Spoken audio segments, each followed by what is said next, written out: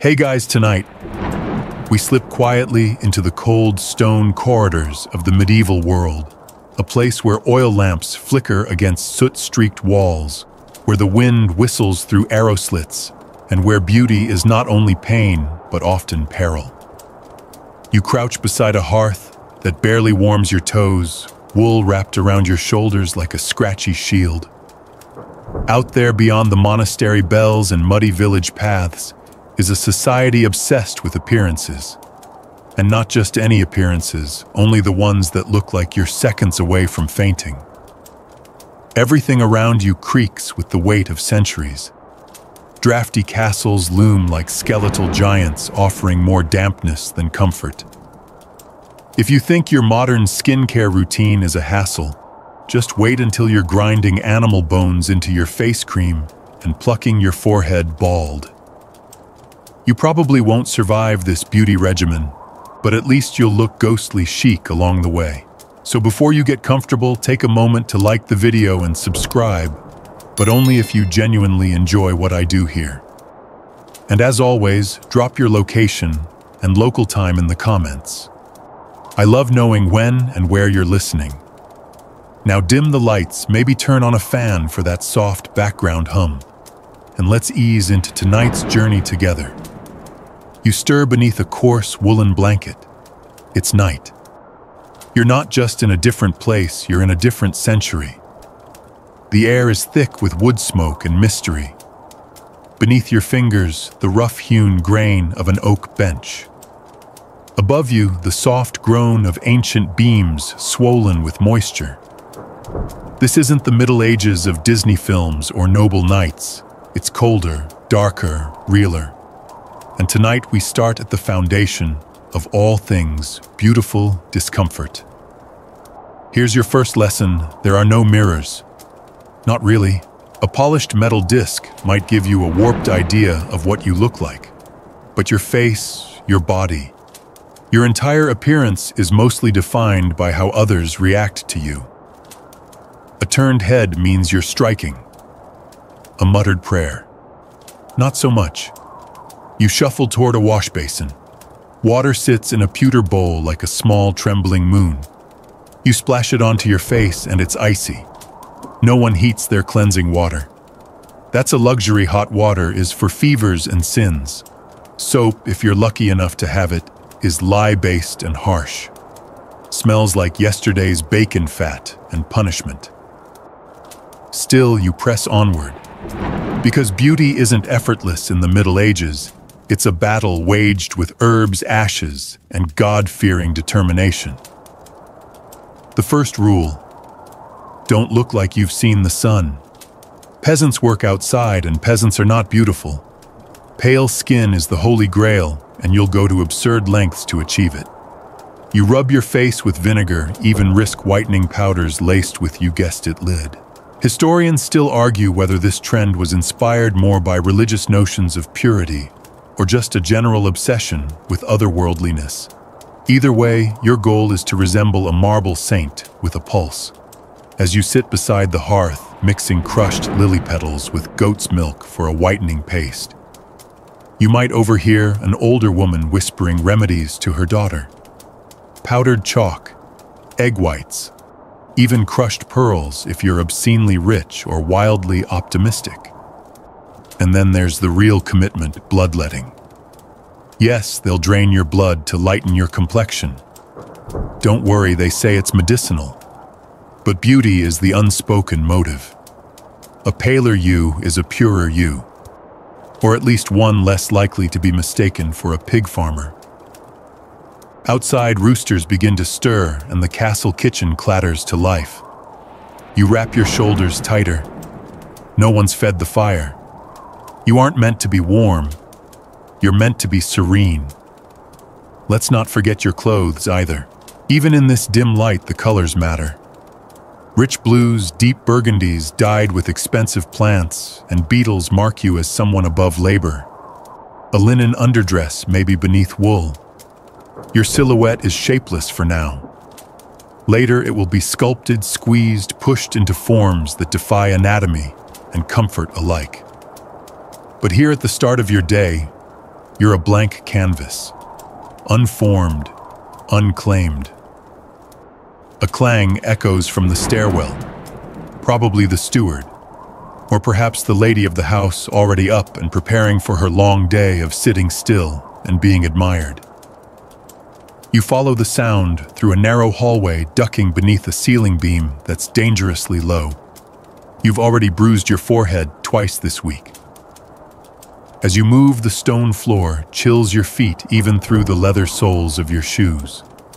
They weren't designed for warmth or support, just elegance.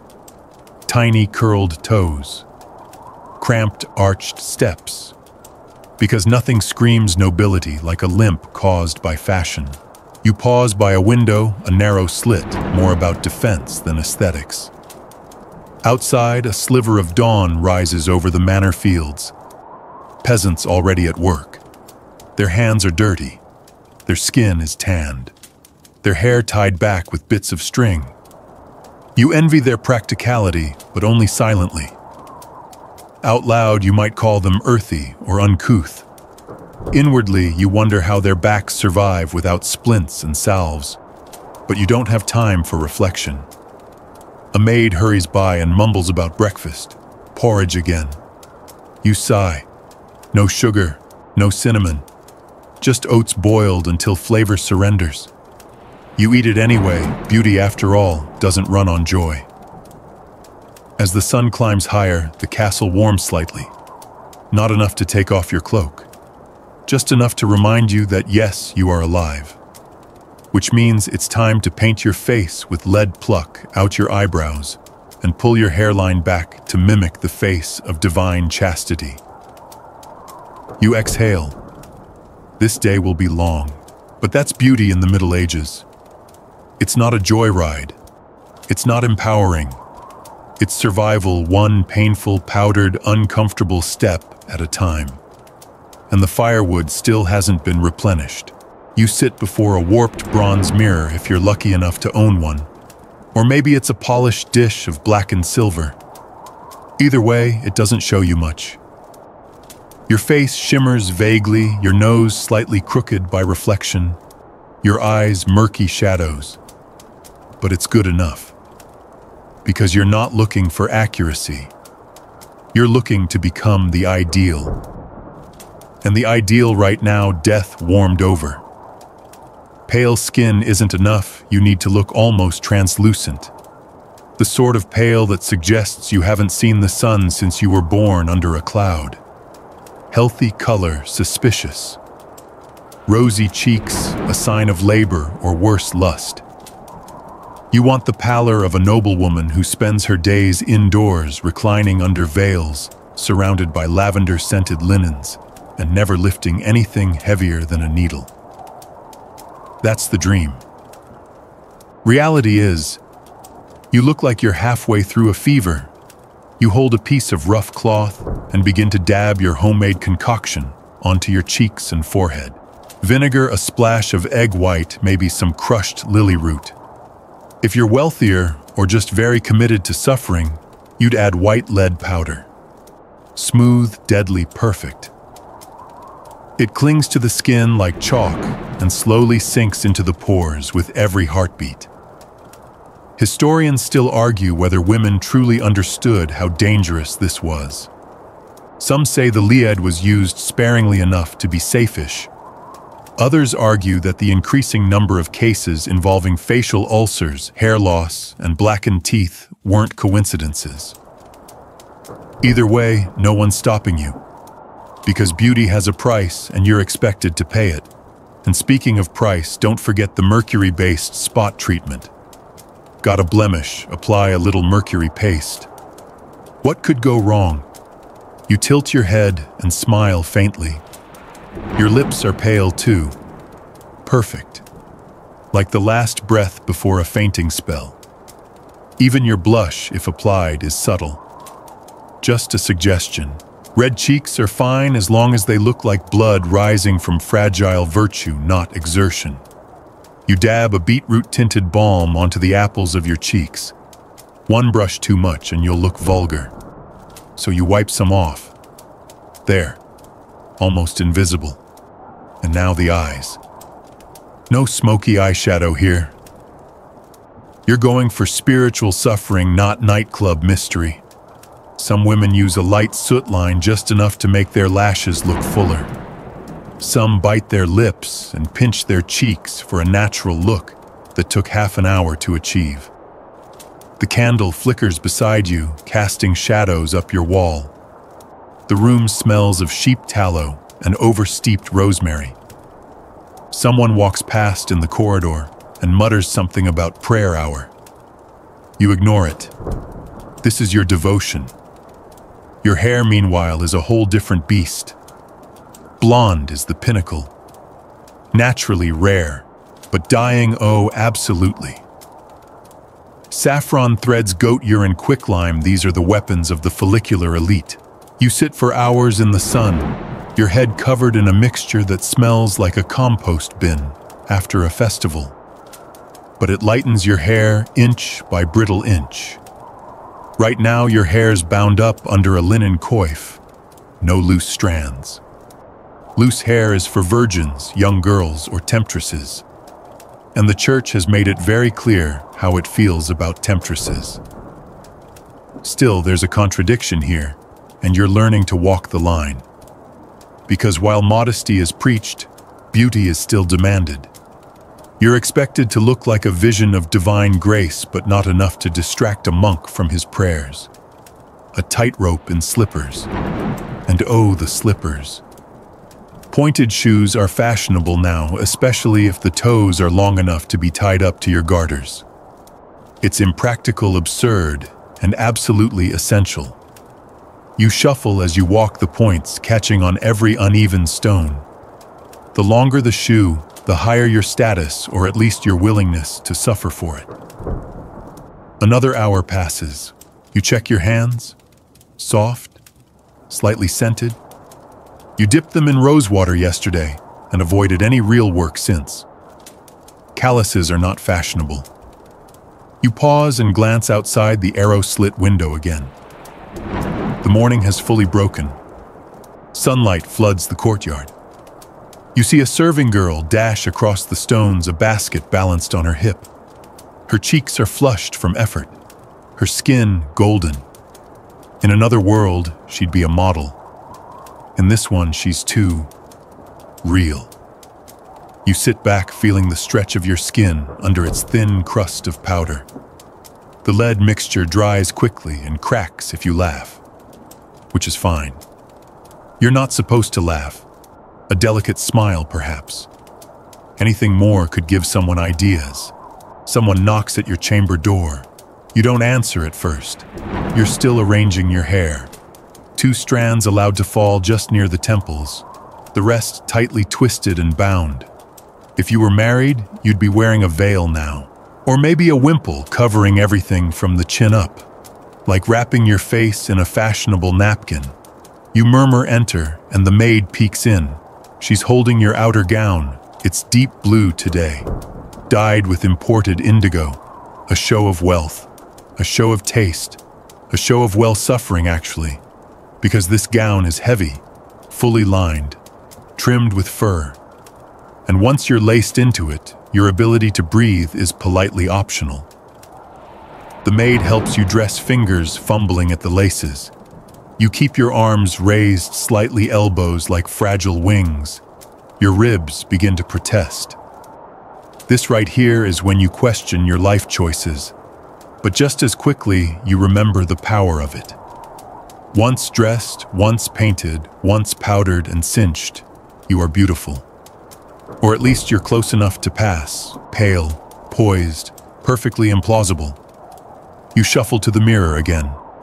The reflection doesn't change. Still warped, still vague. But you see something now. The ghost of a smile. Not because you're happy, but because you've survived step 1. You are pale. You are prepared, and you are ready to suffer even more for beauty. You're seated now, upright and still, as the physician approaches with a bowl and a lancet. There's no ceremony, just the clink of metal, the flutter of linen, and a soft mumbling about balance. You offer your arm without hesitation. This is normal. This is beauty. Because you're about to be bled. Not for illness, though, of course, that's the official reason. Everyone pretends it's medicinal. But deep down, everyone knows your complexion needs refining. The pale hue achieved by bloodletting is smoother, more delicate. You'll look just a little closer to divine. And if you faint from the loss, even better.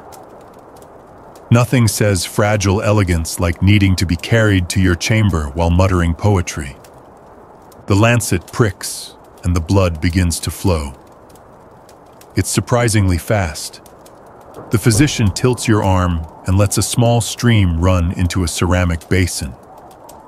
You look away not out of squeamishness, but because part of the aesthetic is feigned disinterest in one's own suffering.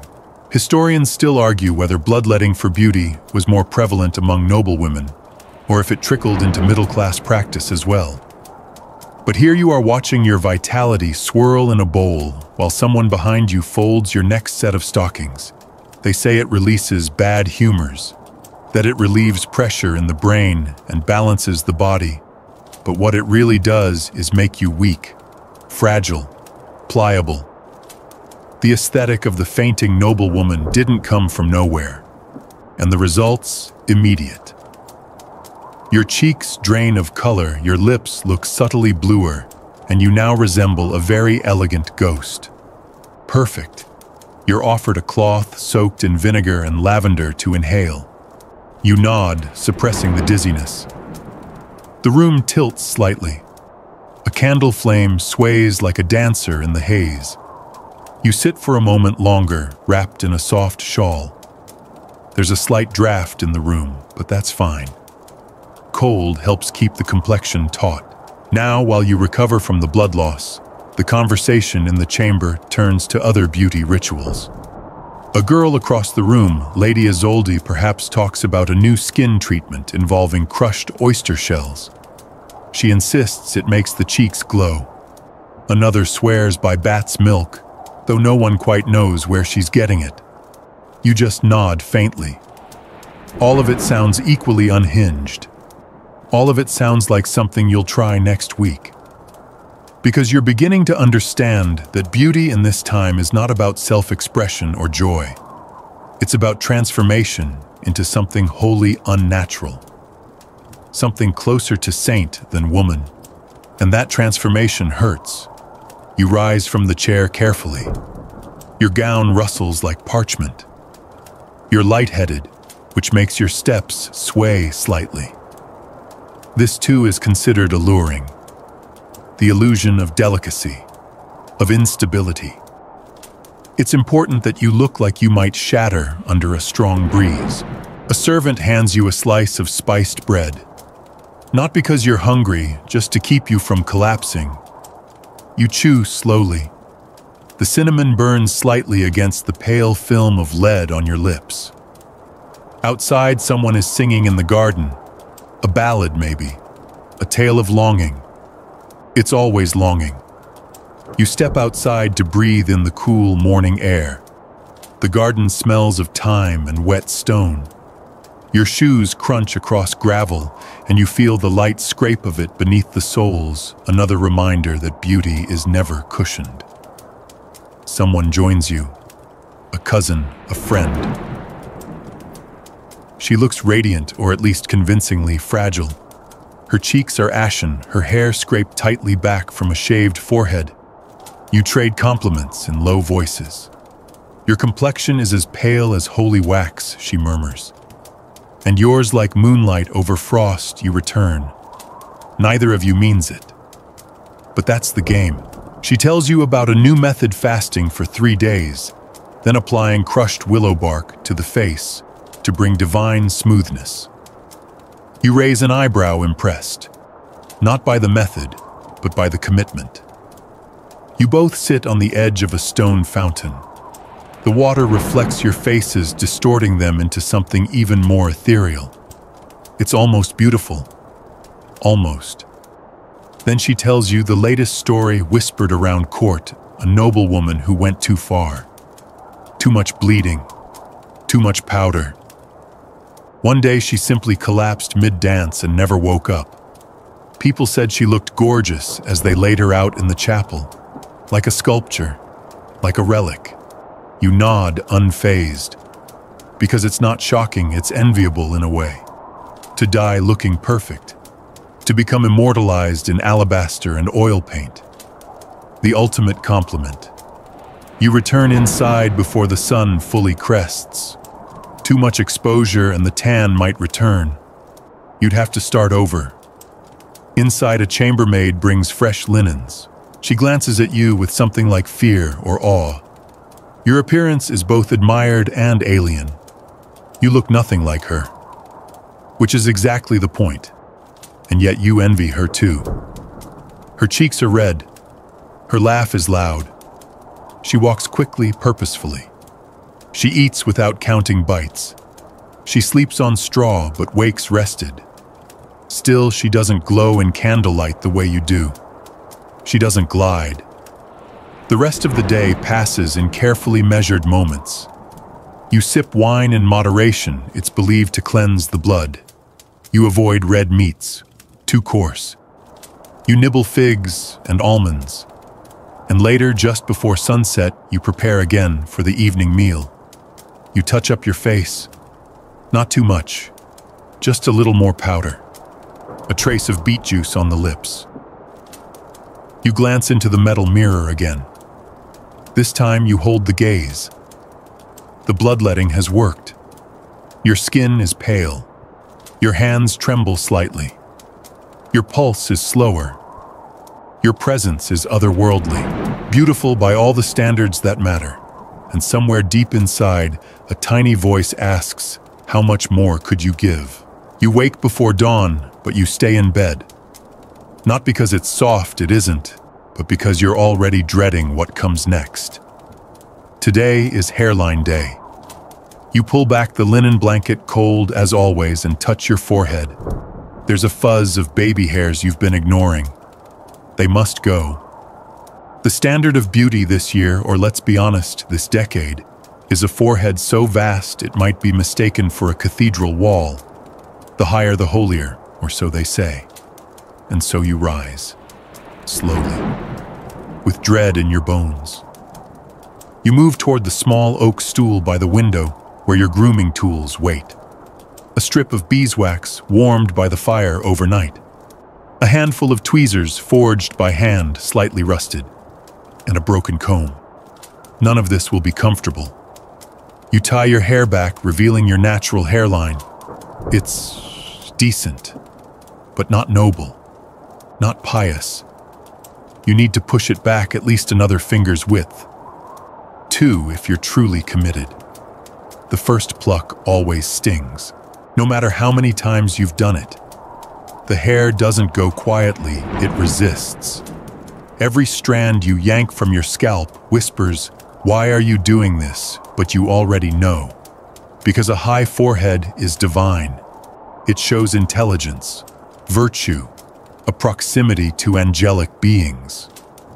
That's the idea anyway. Historians still argue whether this particular standard was influenced more by religious iconography, where saints and madonnas were painted with broad, bare brows, or simply by courtly fashion trends. Regardless, it caught on like wildfire and shows no signs of cooling down. You grit your teeth and continue. The wax helps, but not much. You alternate between ripping and plucking, trying to shape your hairline into a gentle arc, a lunar rise that signals grace and breeding. It takes over an hour. You don't cry, but your eyes water from sheer nerve response. When you're done, your forehead is red, puffy, and a little shiny, but also massive. The good kind of massive. The kind that says, I have never lifted a turnip in my life. You smooth rose water over the inflamed skin and pray the swelling goes down before the midday meal. Next come the temples. A few stray wisps always creep down around your ears. It's tempting to leave them, they're kind of romantic. But no, that's not the fashion. You remove them too. Precision matters. Your cousin visits you during this ordeal. She doesn't knock. She just enters and flops dramatically onto your bed. "Still plucking?" she asks, grinning. You nod, half exhausted, holding the tweezers aloft like a dagger. She pulls her veil back and shows off her own freshly waxed dome. Her forehead practically gleams. 3 nuns fainted at the sight, she jokes. You laugh, but carefully smiling too wide might shift the drying balm on your brow. You both know this is absurd. You both know you're mutilating yourselves in slow motion. But also you're winning the game. And in this world, absurdity is just the price of relevance. She tells you about a new girl at court, a baron's daughter who's been mocked for her low brow. Not intellectually, literally. Too much hair, too much face, not enough moonlight forehead. She'll be lucky to marry a minor knight at this rate. After she leaves, you take another look at yourself in your little mirror. And honestly, you're pleased. Your forehead now stretches gracefully from hairline to brows, a perfect empty canvas. Almost too perfect. Which reminds you, the eyebrows must go. You reach for the tweezers again because your beauty journey is only halfway done. No one wants thick, expressive eyebrows these days. They suggest wildness, untamed emotion. You're going for something more delicate, something barely there, a ghost of a brow. So you begin, one hair at a time, soft, repetitive plucks. Not too fast, you want to shape, not strip. Some women remove them entirely and draw on faint lines using soot and oil. Others just thin them until they vanish in candlelight. You prefer the second method. It feels less theatrical, more tragically devout. Your hands cramp halfway through. You pause, stretch your fingers, and continue. Outside, bells chime the hour. Time passes differently when you're pulling out your own face. Eventually, you step back and examine the result. Your brow is almost non-existent, just a shadow above your lid. It makes your eyes seem larger, deeper, a little sadder. Perfect. You dab on a light dusting of flour to set the effect and step away from the mirror. You look fragile, not quite human, but definitely beautiful by current standards anyway. And it's only mid-morning. You wander to the breakfast table, your face still slightly tender, and accept a small plate of poached pears. You can't eat anything too chewy today, your jaw aches from clenching. Still, the sweetness is comforting. Other women drift in, some young, some older, all sporting foreheads large enough to host sermons. They nod at you with subtle approval. One even whispers, "Elegant." You allow yourself a tiny smile. You've done it. You've risen, plucked, scraped, and shaped yourself into acceptability. Maybe even admiration. And no one talks about how much it hurts. The rest of the morning slips by with light conversation embroidery and more rosewater dabbing. Someone mentions that Queen Isabeau herself has started wearing veils higher on the head to emphasize the forehead. That settles it. This look is here to stay, at least until the next queen changes everything. You stare at the fire, half listening, half floating. Your skin tingles with healing. Your scalp pulses faintly from trauma. But your face, it radiates the aesthetic of suffering in silence, the highest ideal. A servant approaches to announce the noonday prayers. You rise slowly, careful not to crease your face with sudden expression. As you walk to the chapel, someone passes you and murmurs, "You've shaved years off your face." You whisper, and at least 3 layers of skin. You kneel on the cold stone floor and bow your beautiful aching head. And somewhere deep in the flicker of candlelight and incense, you feel the faintest thrill. You're winning at this brutal game. You're back at your mirror. The light has shifted now, late afternoon, and everything in your chamber is warm gold and long shadows. The fire crackles quietly behind you. Your forehead still tingles from this morning's ritual, but the swelling has gone down, replaced by a gleaming, unbroken stretch of skin. You look frankly celestial, but something's missing. Ah, yes, the eyebrows. You lean in closer to the mirror, squinting. There's just enough left to draw something on, barely. Their brows are the goal, but not no brows unless you're going for full-blown religious martyr or escaped spirit trapped in a painting vibes. You want the illusion of restraint, a whisper of expression. So you reach for a tiny charcoal stick saved from the hearth and rubbed clean. Carefully, delicately, you draw two faint, arching lines. Not too sharp, not too defined. A little blur helps. You soften the strokes with a fingertip dipped in a bit of oil. The effect is haunted sophistication. Perfect. You step back and admire your face. Pale, browless, sculpted. You look like the kind of woman who sings to saints and sleeps in lilies. And now to the lips. You grab your little pot of pigment. It's a mixture of crushed cochineal beetles, a drop of vinegar, and a tiny smear of goose fat. If you were wealthier, you might use cinnabar mercury sulfide. But even you know that's pushing it. The balm smells metallic and sour. Still, it works. You press it to your lips gently, just enough to tint them a deep, dark rose. Not bright red. No. That would scream temptress. This color is more poetic, like dried roses or wine-dark prayers. Now your reflection stares back with melancholy grace. You blink once. Slow, controlled. Across the room, your lady's maid enters, carrying a new ribbon for your hair. It's green silk, an extravagant gift from some cousin trying to earn favor. You accept it with a nod and begin the next task. Hair today is its own sermon. It's not meant to be seen, not really. Unless you're unmarried or scandalous or saintly in a very specific way. Most noble women keep their hair bound, braided, or tucked beneath veils, wimples, or head cages.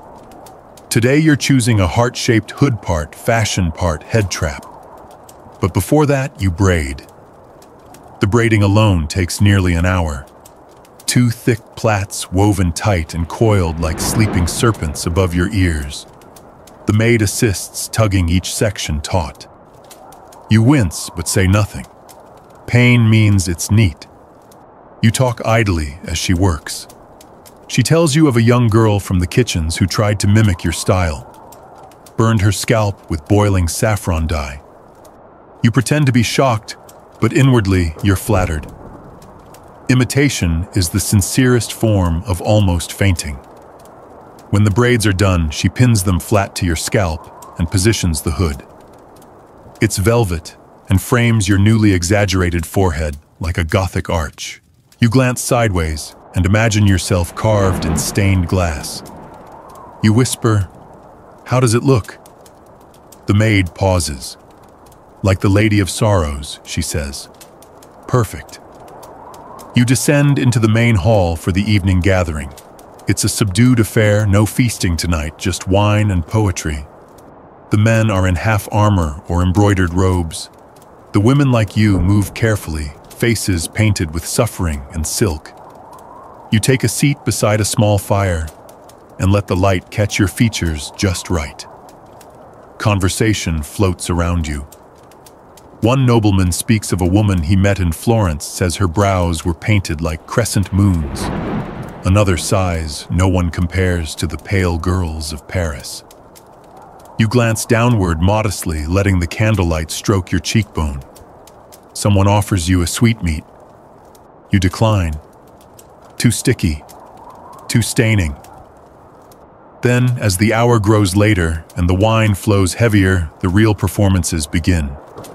Courtly love games. Poetry about women who die tragically young. Stories of maidens with perfect brows and doomed fates. You're not flattered, you're expected to be the muse. Quiet, sad, perfect. You smile faintly and turn your face just enough for them to notice the precise, aching beauty of your now bald forehead. One of the men leans toward you and says, "You remind me of Saint Agnes." He says it with reverence. You say nothing. You don't have to.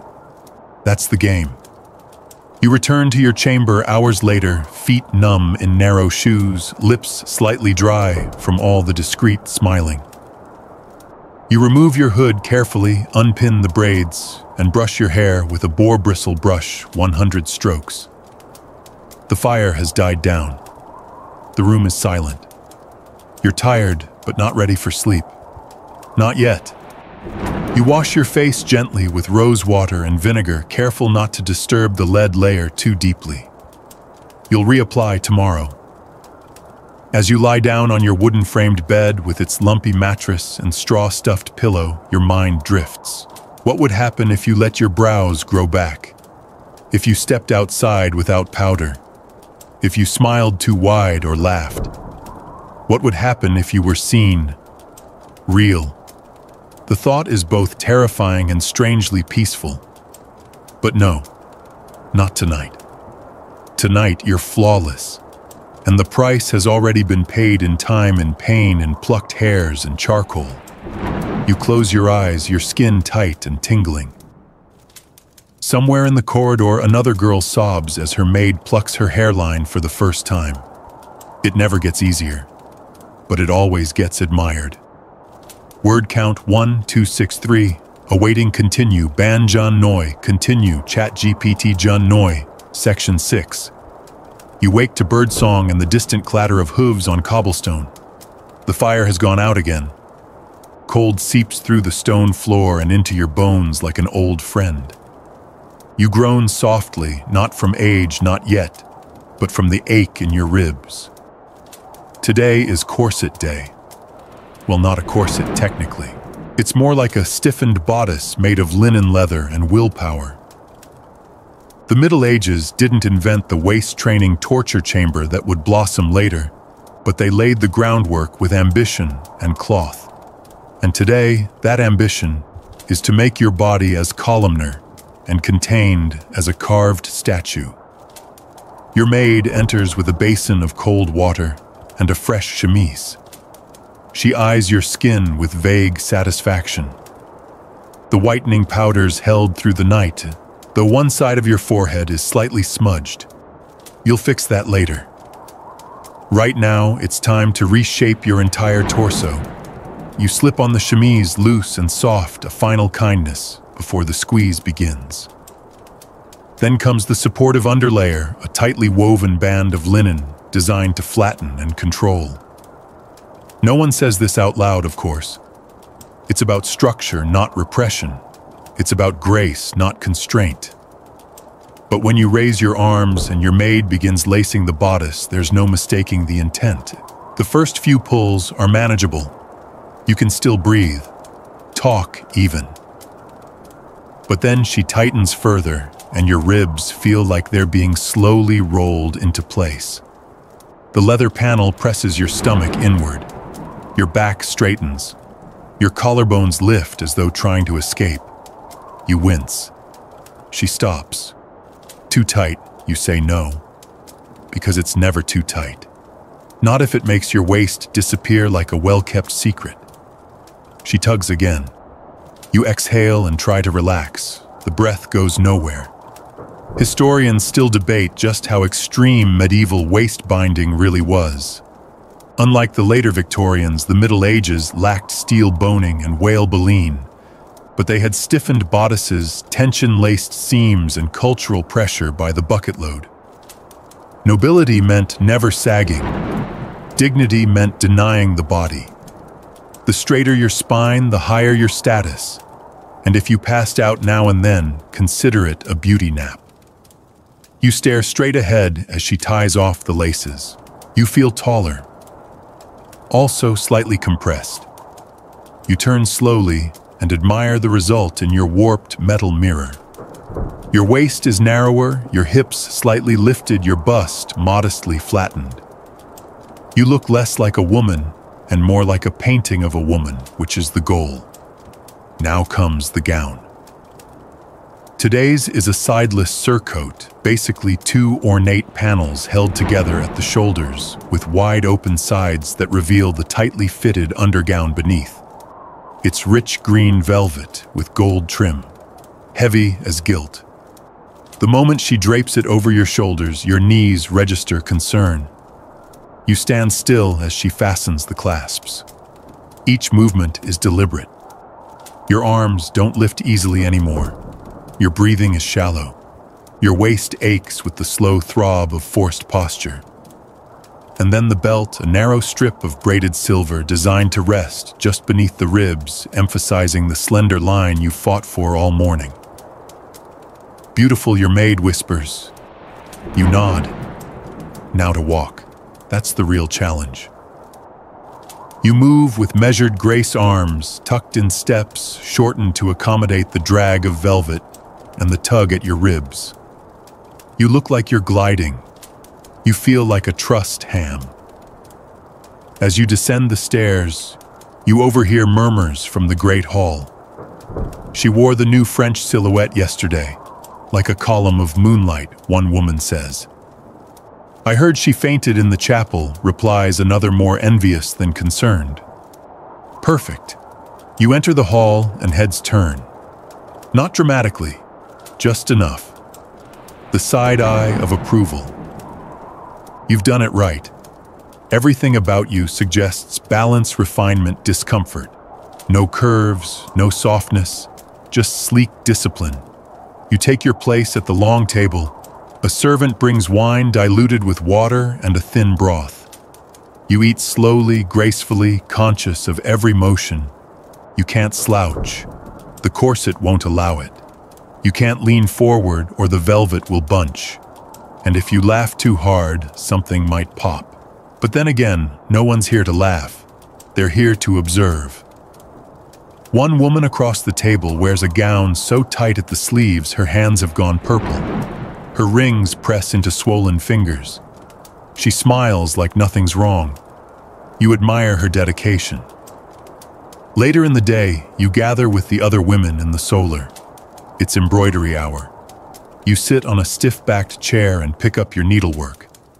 Every stitch is pain, your ribs pinch when you lean, your shoulders ache from staying upright.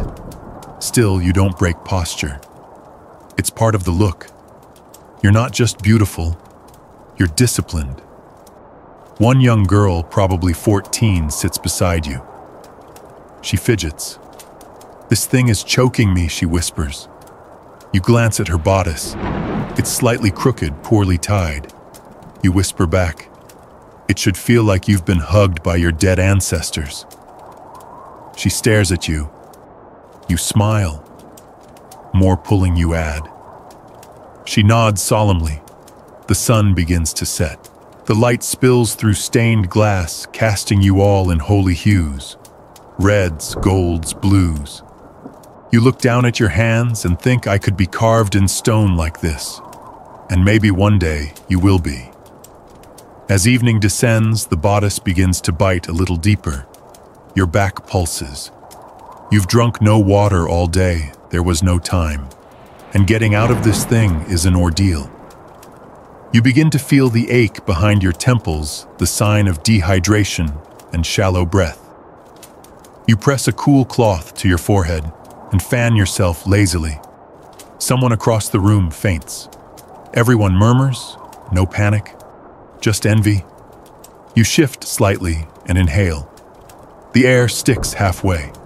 The pressure is building, but you don't loosen the laces. That would defeat the point. You stay bound, upright, poised, a little breathless, but radiant. You wonder, how long can I keep this up? And then the answer comes, as long as it takes. You wake before the bells this time, sitting up slowly, as the pressure across your chest reminds you you forgot to untie your bodice before bed. Again. Your ribs protest as you stretch, and the morning chill seeps in like a scold. But today, you remind yourself, is about refinement. Not shape, not posture, though. Those are always assumed, but details. Today, we deal with your teeth and your breath. You shuffle toward the wash basin, barely able to bend. The linen chemise sticks to your back where sweat and perfume mingled in your sleep. You pour cold water into a copper cup and swish it around your mouth. It tastes like metal and mildew, but that's better than nothing. There's no toothbrush, of course. You take a thin twig chewed on one end until it splits like a tiny broom and begin gently scrubbing your teeth. It's birch today. Yesterday was ash. Someone said walnut causes tooth darkening. You're not sure, but you're not risking it. The water in the basin is cold and brownish from the iron pot it boiled in. Still, you use it to rinse your mouth and spit into the hearth. Your maid enters just in time to catch the tail end of that delicate ritual and hands you a cloth soaked in vinegar and sage. Mouth rinse, medieval style.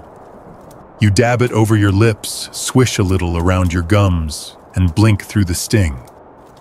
Fresh breath is essential. In close quarters, people can't rely on body language, they read each other through scents. And breath, that's part of your entire courtly resume. But then there are your teeth. The ideal is white well, sort of. Not porcelain white, but clean, healthy looking, and most importantly, not rotted. Unfortunately, the methods to achieve this range from laughable to lethal. You rub a bit of sage ash onto your teeth, hoping for a slightly brighter look. Some women use ground salt or crushed coral.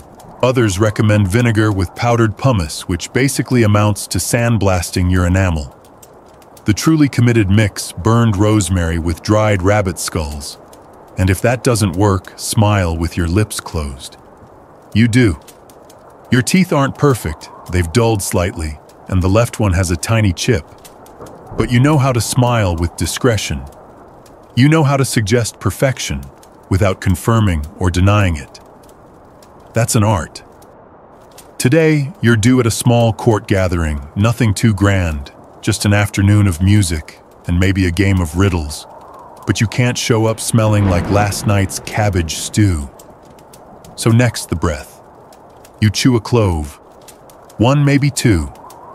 The spice burns your tongue, but it hides the wine from yesterday. Others might choose fennel mint, even crushed cardamom if they're well-traveled. But cloves are sharp, dignified, and strong enough to override just about anything, including your own doubt. Historians still debate how much emphasis the average noblewoman placed on dental appearance versus overall scent and cleanliness. But you know the truth in this world of close quarters and tight quarters, where powdered faces press cheek to cheek in greeting and conversations happen a hand's breadth away, bad breath is a scandal. A single whiff of rot and you're not pious, you're repulsive. You touch your lips, then reach for your rouge. Lips should be slightly flushed, always soft. Cracked lips suggest dehydration or despair, not the romantic kind, but the real peasant kind. So you dab on a mix of beeswax and saffron oil. It leaves them supple, glowing faintly in the firelight. As you prepare to dress, you think of the woman from yesterday's gathering, the one whose smile revealed 2 missing molars. Everyone saw. No one mentioned it. But you felt the shift. Averted eyes, a polite cough. That's the quiet death of courtly reputation. You wonder, will your turn come? Your maid helps you into a pale blue surcoat today, cinched with silver-threaded ribbon. You match it with a netted veil laced with seed pearls, which when tied under the chin emphasizes your cheekbones. You know this veil makes your lips more noticeable. That's the point. You practice smiling in the mirror. Not too wide. You don't want to show too much of your mouth.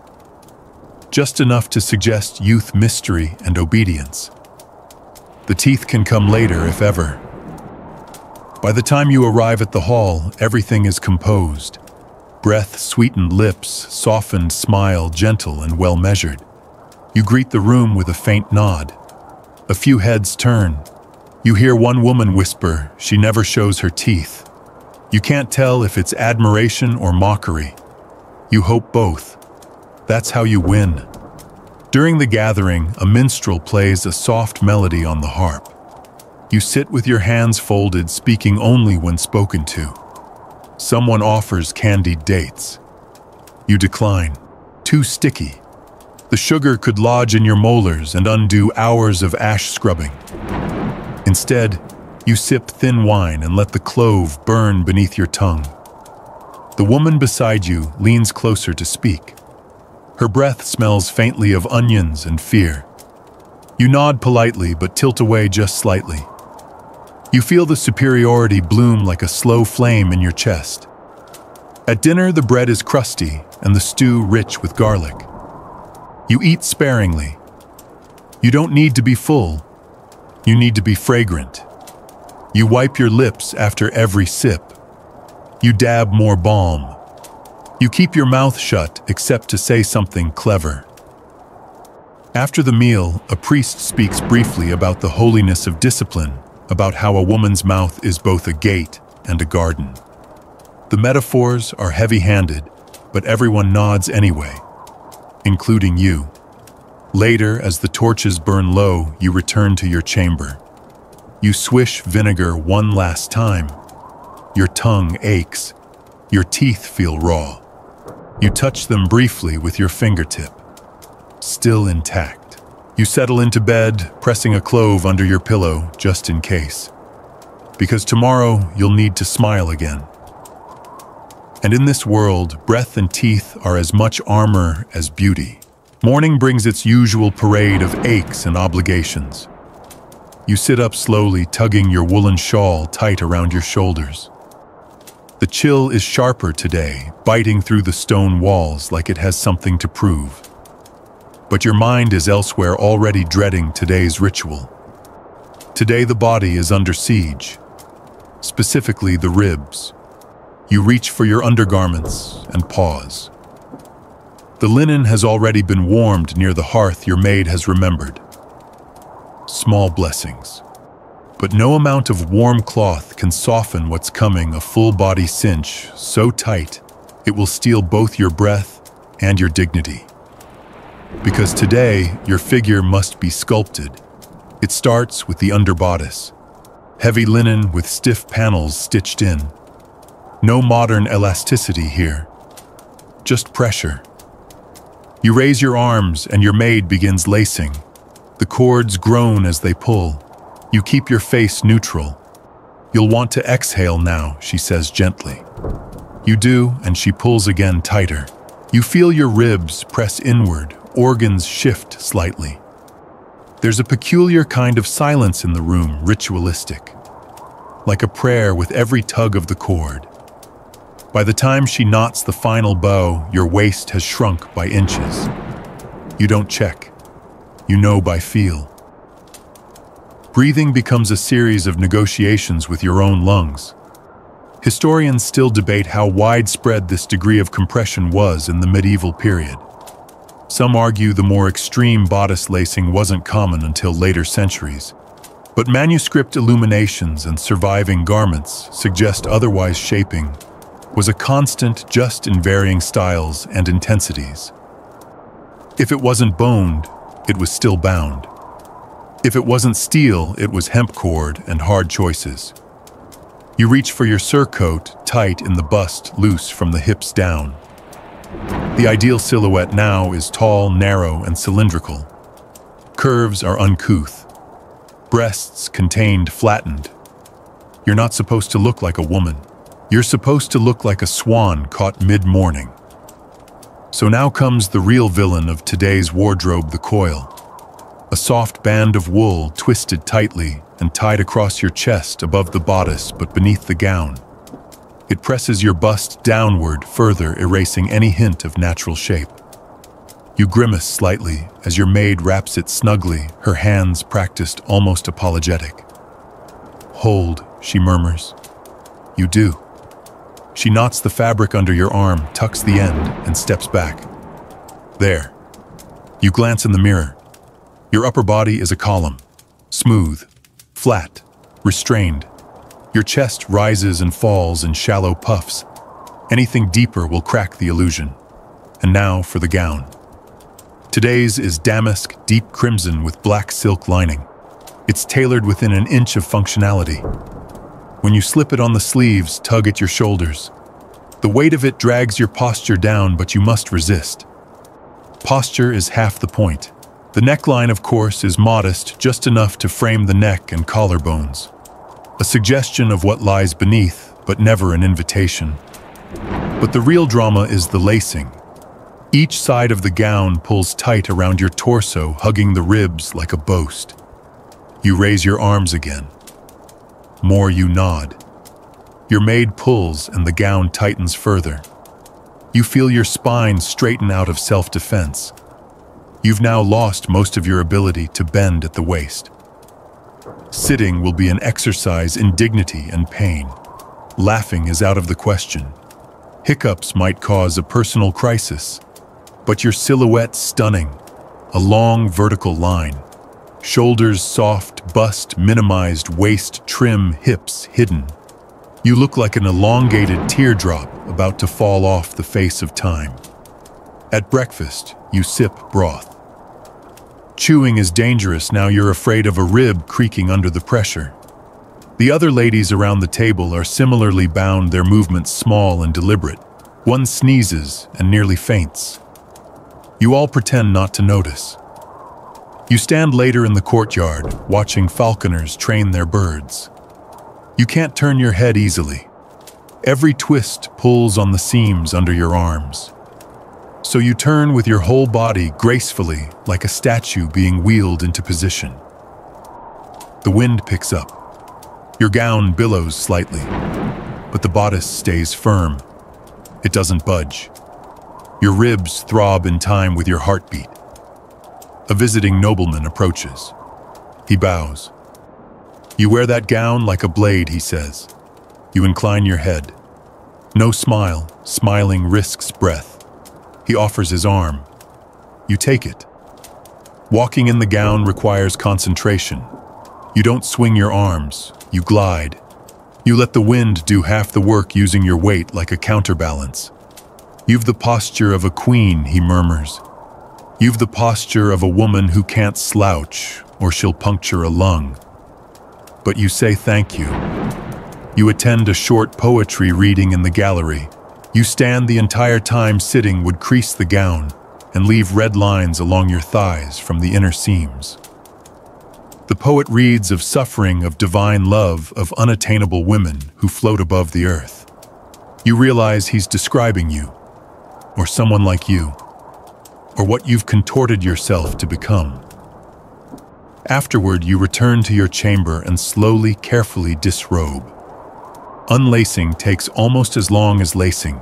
Each knot unwinds with a sigh. Each release feels like betrayal. When the coil is removed, your chest rises fully for the first time in hours. You cough once. It feels obscene. Your ribcage aches.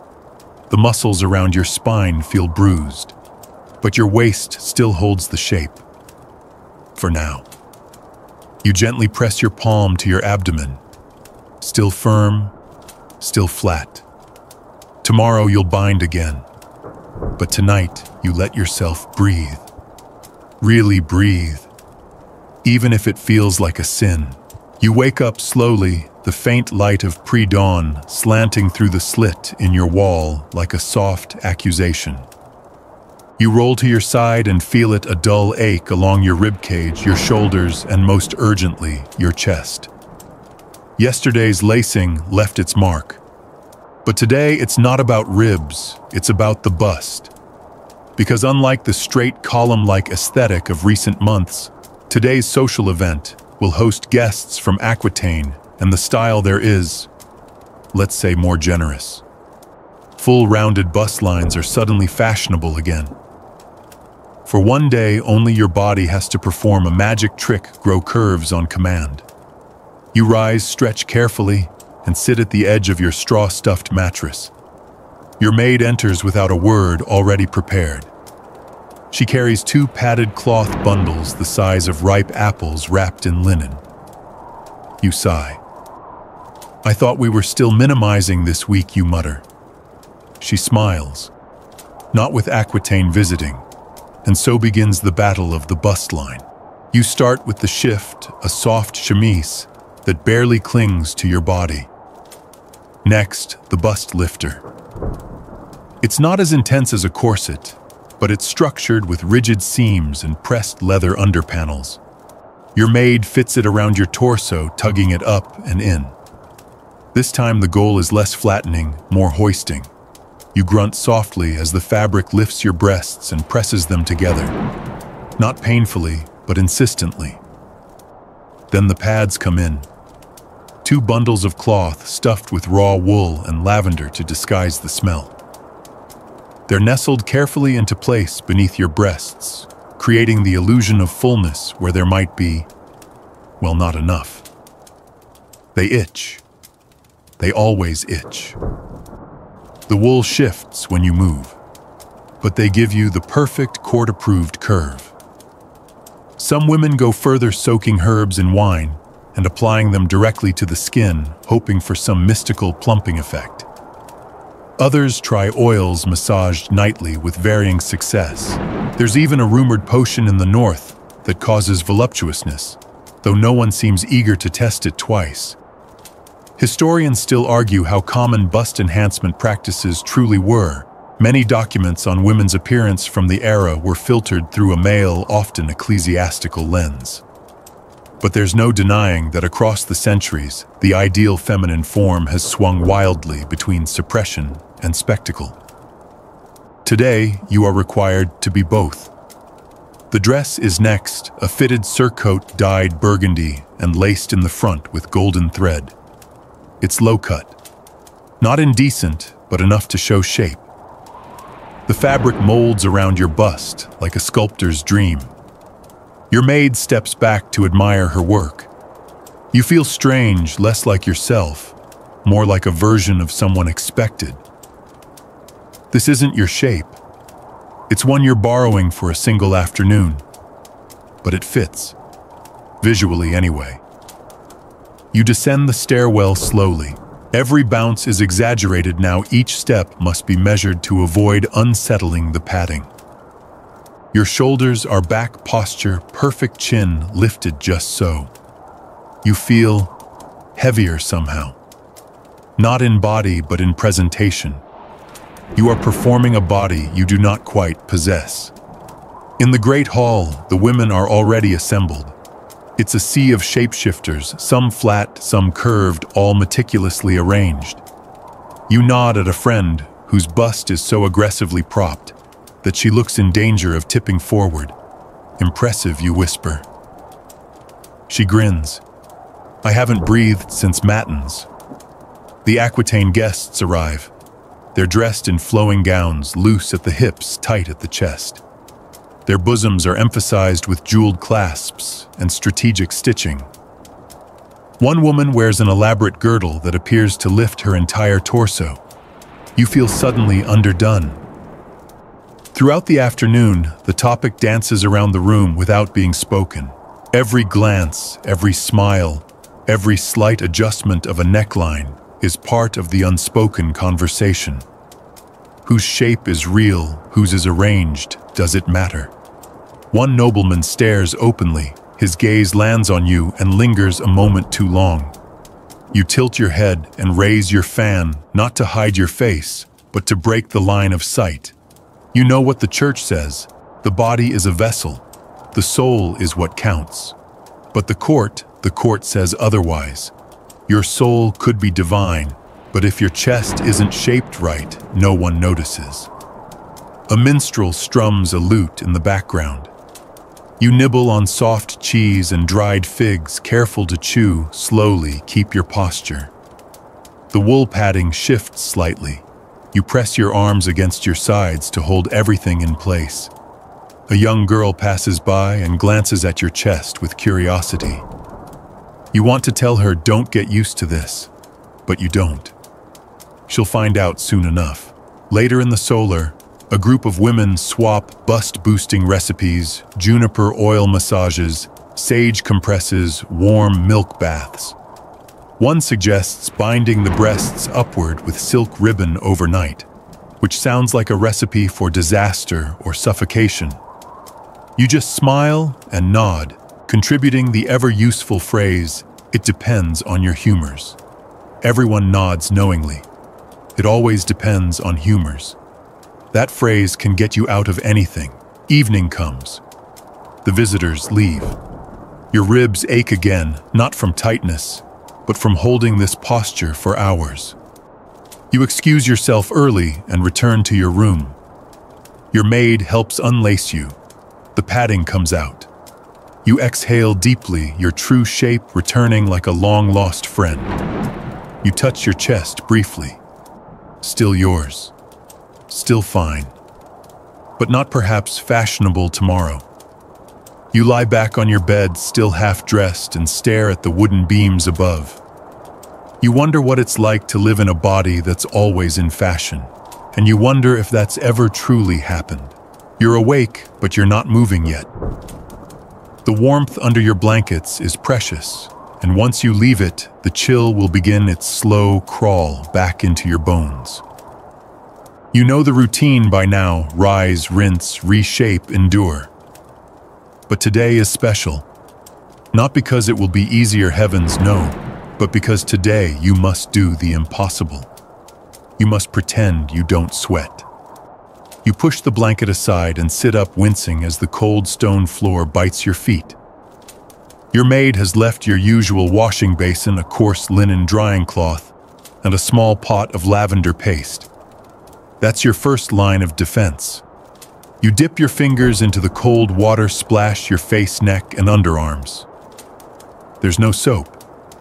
Not really. Just a gritty mix of ashes and rosemary boiled into an oily residue. You scrub with effort, not luxury. Then comes the paste. It smells wonderful, sharp, clean, almost sweet. You smooth it under your arms, behind your ears, across the back of your neck. It will crust slightly as it dries, but it's better than the alternative. You can't risk smelling like a person today. Not when you're expected to embody holiness in silk. Because in this world, sweat is for peasants. Or demons. Or both, depending on the preacher. Perspiration, you're told, reveals sin, or weakness, or vulgarity. So naturally your body must be silenced. And so the layering begins. You start with the linen shift, a fresh one bleached overnight with lye, and left to dry beside the fire. It's crisp, rough, and tightly woven to absorb any hint of moisture before it dares reach your outer garments. Then a thin inner tunic. Then the bodice. 3 layers in, and you're already warm. Not hot, but your body knows where this is going. You pause by the window, letting the morning air dry your skin. The sky is pale and cloudless. It's going to be a warm day. You curse quietly into your sleeve. Your maid returns with a fresh kerchief soaked in rosewater. She gently presses it to your neck and underarms again, just in case. You thank her with a nod. This part isn't vanity. It's survival. Historians still argue about how hygiene was actually practiced in the Middle Ages. Public baths existed, especially in cities, and many records suggest people bathed far more frequently than popular myths suggest. But for noble women, cleanliness wasn't about washing the body. It was about suppressing its existence. You must seem clean, not necessarily be clean. And you must never, ever seem moist. The gown for today is brocade green and silver, heavier than your thoughts. Its long sleeves are tight at the forearms and flare out below, threatening to drag in every bowl and brazier you pass. The fabric traps heat, but it's the fashion. And fashion trumps comfort. Always. As the final layer is fastened, you feel it, the sweat forming already between your shoulder blades. You panic briefly. You take a breath. You're not alone in this battle. Your neck's tool powder. You sit, tilt your head forward, and let your maid dust the back of your neck with finely ground chalk and dried iris root. The scent is faintly floral, the texture dry as parchment. You inhale through your mouth to avoid sneezing. She powders under your arms, along the folds of your bodice, and even the tops of your feet. You now smell like a scented scroll, and that's ideal. To finish, she hands you a fan. A simple one wooden ribs linen leaves painted with the Virgin Mary and two confused-looking lions. You open it, wave it twice, and instantly feel more human. You will not sweat today. You step into the corridor, the air already warmer than expected. A servant opens a shutter at the far end, and sunlight pours through. You glance at the other women emerging from their chambers. They're all layered like cakes. Everyone's fanning slowly, elegantly. No one talks about the heat. That would be admitting it exists. Breakfast is in the garden. A deliberate choice, fresh air, social visibility, and the unrelenting sun. You pace yourself with every movement, each step measured to avoid exertion. You sip watered wine. You dab your upper lip when no one is looking. Someone nearby sneezes. You flinch sympathetically, but also because sneezing often ruins the illusion. The woman recovers with grace, smiling behind her veil. Crisis averted. You hear murmurs about a girl at court, Lady Elsbeth, who was spotted sweating during a wedding mass last week. On her forehead, in full view of the bishop, her name is now said with pity, like someone who died tragically young. You hold your fan a little higher. Lunch is light, cold, roasted pigeon, soft bread, and a cucumber salad that tastes like wet cloth. You chew slowly, swallowing without excess movement. No risk of perspiration here. But you feel the tension rising under your bodice, the way the heat builds without permission. You excuse yourself afterwards, slipping into a shaded passage where no one will follow. You lift your sleeves. Damp. Barely, but it's there. You reach into your satchel and remove a cloth pouch. Inside, a crushed powder blend, sage, dried mint, and powdered alum. You dust yourself quietly. The smell is bitter, medicinal, but you feel drier already. You stay there for a while, fanning gently, your skin humming with effort. Back in the hall, a scribe reads aloud a tale of a lady who lived without eating, drinking, or sweating for 7 years. A miracle. A cautionary tale. A goal someone beside you whispers, "I heard she died from a cold breeze." You smile. The real miracle is she lasted that long in brocade.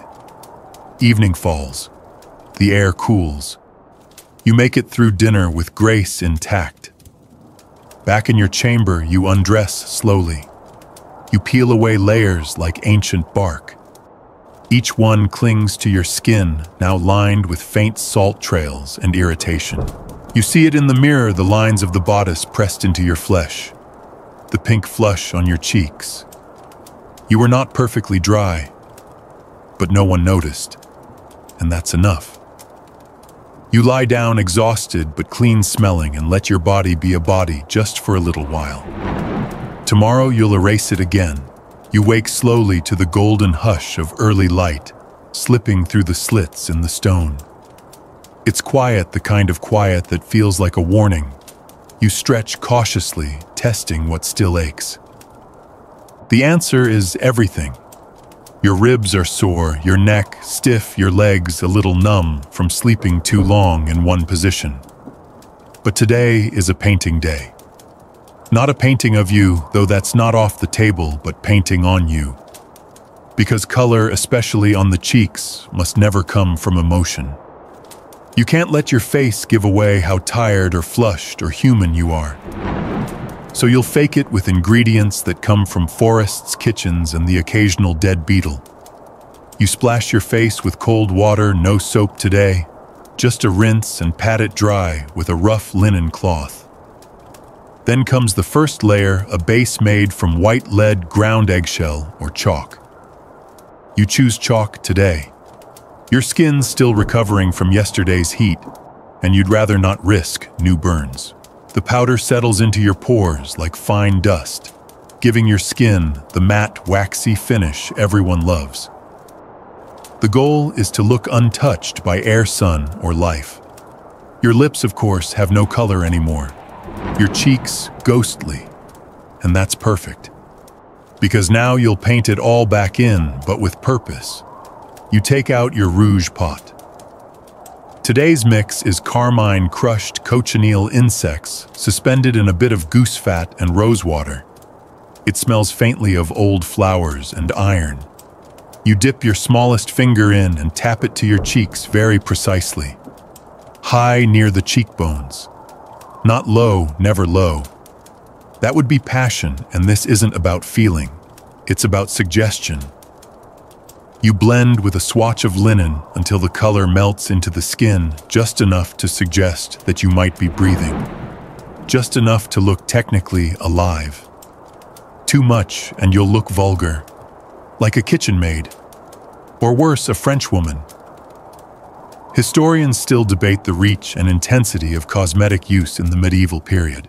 Records exist, but often filtered through clergy complaints and moral treatises. We know noblewomen used makeup discreetly. We know rouges and powders were sold in marketplaces under coded names. And we know definitively that the natural look was anything but. You move to your lips next. This is where things get delicate. Today you want a flush of color that says I read Latin and sigh frequently. You reach for another pot, this one filled with a mixture of elderberry juice, sheep fat, and a drop of vinegar. You smooth it on carefully, letting the natural pink soak in. It's subtle but effective. Your lips now look hydrated, youthful, and absolutely fake. Then the eyes. No mascara, no heavy liner, but definition still matters. You use a stick of soot-darkened wax to dab a faint shadow along the upper lid. Just enough to deepen the gaze, not dramatize it. Some women in Italy use burnt cork for this. Others use powdered antimony. You use what's safe: charcoal and a bit of olive oil gently mixed. You blink once, slowly. Your reflection blinks back, porcelain and tired. You aren't you anymore. You're a curated echo of someone better. Your maid steps in with your dress for the day. Soft blue embroidered at the sleeves.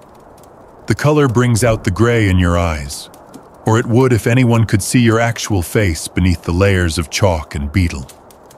You sit while she braids your hair, humming a tune that might have been cheerful in a different decade. You don't speak. You're thinking of the women who came before you, who painted themselves into legends. Eleanor of Aquitaine, Isabeau of Bavaria. The ones whose portraits survive but whose actual skin probably peeled under their layers of lead and lye. A bird chirps outside your window. You glance toward it and wonder what it's like to have natural color, sun-kissed cheeks, wind-flushed lips, and not be accused of sin. Probably overrated, probably not worth it. You finish dressing. The bodice is moderate today, the sleeves wide. Your movement is easier than yesterday, though you're still conscious of the layers, the heat they trap, and the inevitable return of the chalky sheen. You step into the corridor. A few other women pass you. Everyone's painted but subtly. Pale faces, darkened lips, the faintest shadows around the eyes. You spot one girl whose blush is too low, ruddy, and uncontrolled. She'll be corrected. Quietly. Probably by lunch.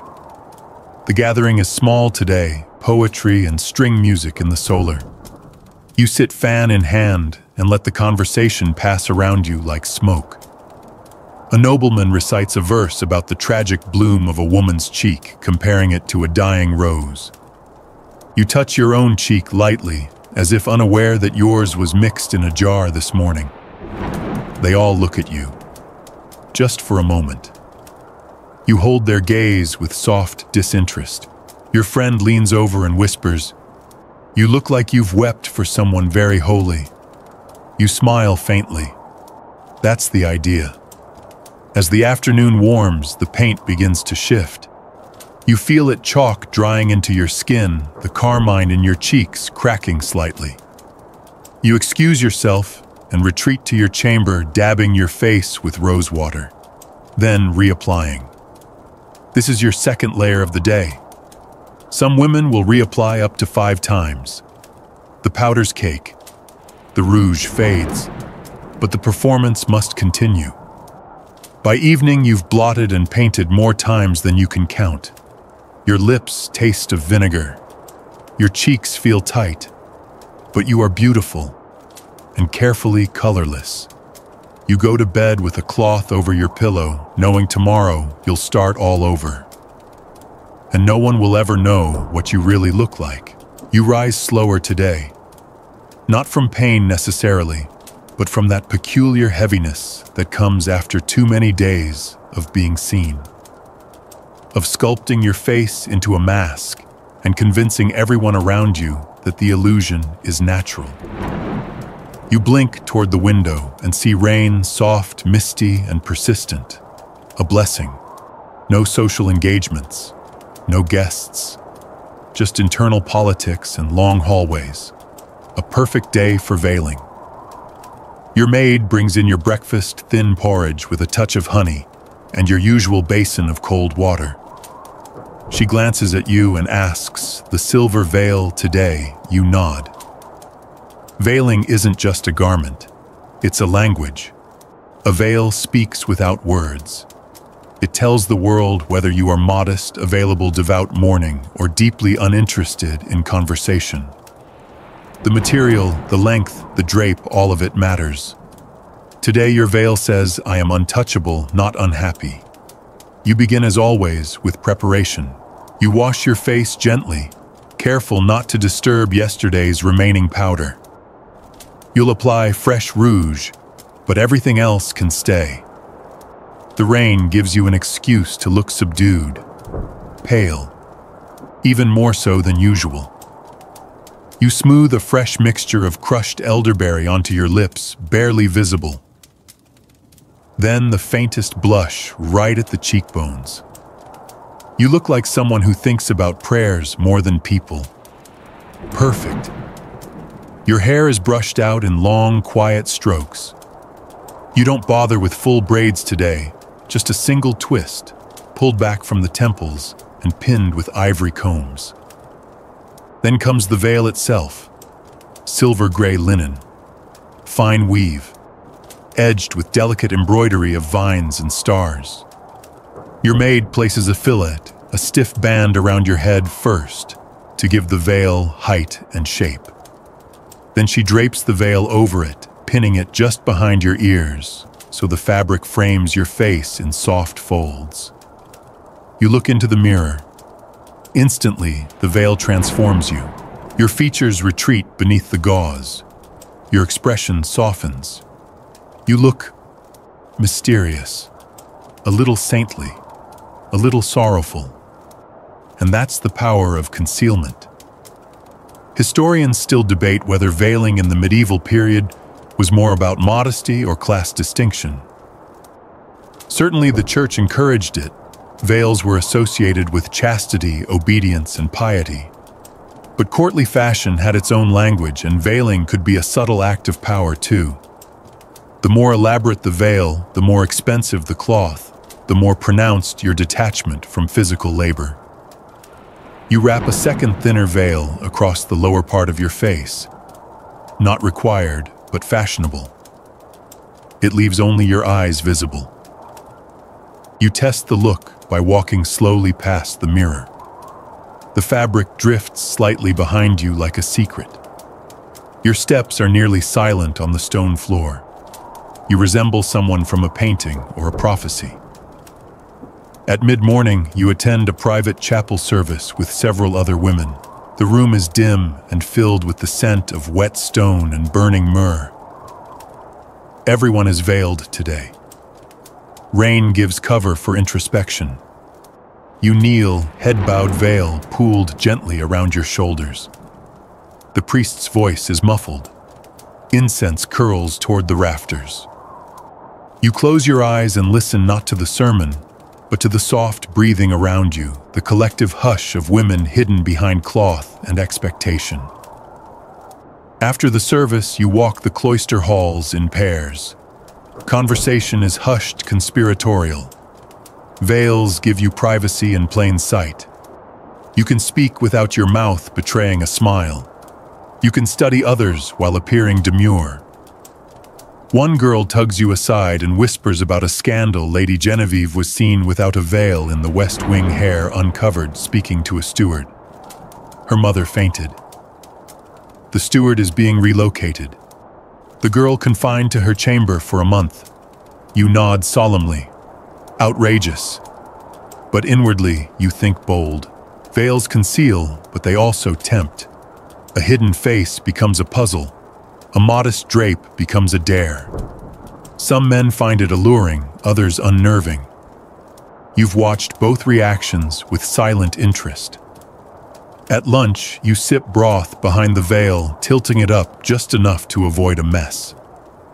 Practice makes it easier. You barely stain the linen. Others struggle. One girl spills wine down her chin, and the edge of her veil soaks it up like a scandal. You offer her a cloth without comment. After lunch, you retreat to your chamber. The veil comes off for a moment. You fan your face, check your reflection. Everything's still in place. Your skin is hot beneath the fabric, your neck damp. But the veil hides that too. Your maid brings in a second veil, slightly drier. You change without needing to say anything. In the afternoon, you receive a letter from your cousin in another province. She writes that the new style there is open hair under a circlet, no veil at all. A poet even wrote a verse about her unruly curls. You stare at the letter a long time. It sounds like freedom. It sounds like trouble. You fold the parchment and tuck it into your writing desk. Maybe tomorrow, maybe not. Evening brings rain again. You stand by the window and watch it streak the glass. The fire behind you crackles gently. You keep your veil on even alone. There's something comforting about the fabric, its weight, its softness, the way it protects your expression from even the mirror's judgment. You sit with a book of Psalms and pretend to read. Really, you're just resting, hiding, breathing deeply beneath the veil's fragrant cloth. Tonight, you'll sleep without removing your head wrap. You'll wake with flattened hair and creased cheeks. But you'll be invisible. And invisibility sometimes is power. The morning sun slices through the chapel windows in tall, trembling beams. You're already awake. Not because you slept well, your straw mattress has developed an unfortunate ridge, but because today's ritual is more unusual. Today your skin will be treated. Not cleansed, not healed, treated. And that treatment, an alchemical experiment of eggs, ash, superstition, and if the rumors are true, a bit of bone powder from a saint. You stretch gently. Your veil from yesterday still rests atop your head, now slightly crumpled and marked with a faint pink ring from your lip balm. You set it aside carefully. You'll need it again soon. Your maid enters bearing a shallow bowl and a wooden spoon. It looks like something you'd serve porridge in. Instead, it contains your morning salvation, a mixture of egg whites, ground rose petals, pale ash from last night's fire, and a touch of honey. You sniff. It's not pleasant. Somewhere between burned parchment and swamp tea. But you nod. It's familiar. This is your skin-tightening mask. The blend is rumored to resurrect tired skin. The ash exfoliates. The egg tightens. The honey draws out impurities. And the rose. That's just for the lie of luxury. Your maid begins brushing it on with a piece of soft muslin. The mixture goes cold and wet on contact. Your skin puckers as it dries. You sit very still. I heard Lady Cecily used powdered ivory last week, your maid murmurs. You nod slightly, careful not to crack the mask. She says it gives her the skin of a statue. You raise one eyebrow. She's halfway there already. A pause. Your maid giggles. You can't laugh. Not yet. The mask is tightening, and now comes the strange part. While your face stiffens into a pale, glistening freeze, your maid lays out a second bowl on the table near your fire. This one is much darker, thicker. It smells earthy, metallic. It's a body scrub made from oil, soot, powdered eggshell, and yes, bone dust. From St. Cuthbert's shrine, she whispers, as if even speaking, it might cause spontaneous salvation. You doubt it's really saintly, but superstition helps. You dab a bit on your hands and begin scrubbing slowly. The paste is gritty and gray. It clings to your skin in unpleasant ways. But after a few moments, the dead skin sloughs away and your hands feel smoother. Not beautiful exactly, but less mortal. Historians still argue whether medieval women truly believed these ingredients carried sacred power, or whether the association with relics and saints was more psychological, ritualized placebo. But in this world, believing is half the battle. And when everyone believes a bit of finger bone will make your skin glow, well, who are you to argue? The mask on your face hardens to the point where smiling becomes dangerous. You sit very still like a sculpture awaiting polish. The room is quiet, but for the soft pop of the fire and the occasional rustle of your maid folding linens. After a quarter hour, the mask is removed. Your maid presses a damp cloth to your face and begins wiping gently. The eggshell flakes. The ash leaves faint gray lines across your forehead. You resist the urge to help. When it's done, your skin feels tight, glossy, tingly in a way that's probably not healthy but undeniably effective. She dusts you with a finishing powdered orris root and a hint of lavender. The scent is heavenly. You inhale. Finally. You glance at yourself in the mirror. Your skin looks lighter, firmer, slightly unreal. That's ideal. But you're not done. She pulls out another pot, thick, milky, with a faint shimmer. Relic balm, she says softly. Another trend. This one is new, applying ointments made with the tiniest pinch of ground relics bone cloth, sometimes just blessed herbs to the face and hands. It's supposed to protect you from illness and ugliness. Two birds. One very macabre stone. She dabs the balm along your jawline, under your eyes, across your collarbones. The smell is hard to describe: resin musk, old wood, and something faintly metallic. But you feel different, like something sacred now coats your skin. You whisper, "Do you think it's really holy?" Your maid shrugs. Feels expensive. That's close enough. She ties your hair back and places your head wrap again. A soft blue veil this time. You're going simple today, no social engagements, just a midday visit to the chapel and a walk through the herb garden. Still, you must look like someone holy just in case someone's watching. You descend into the courtyard slowly. The morning fog hasn't yet lifted. Your breath steams in the air. You hold your sleeves close and tuck your hands into your pockets, letting the balm warm your skin. Outside, two other noble women are talking in hushed tones. One of them is applying something to her lips, a paste made from ash and pomegranate. The other boasts of a new elixir she's purchased from an apothecary in Bruges. "It's made from powdered opal," she whispers. "They say it makes your skin catch fire in moonlight."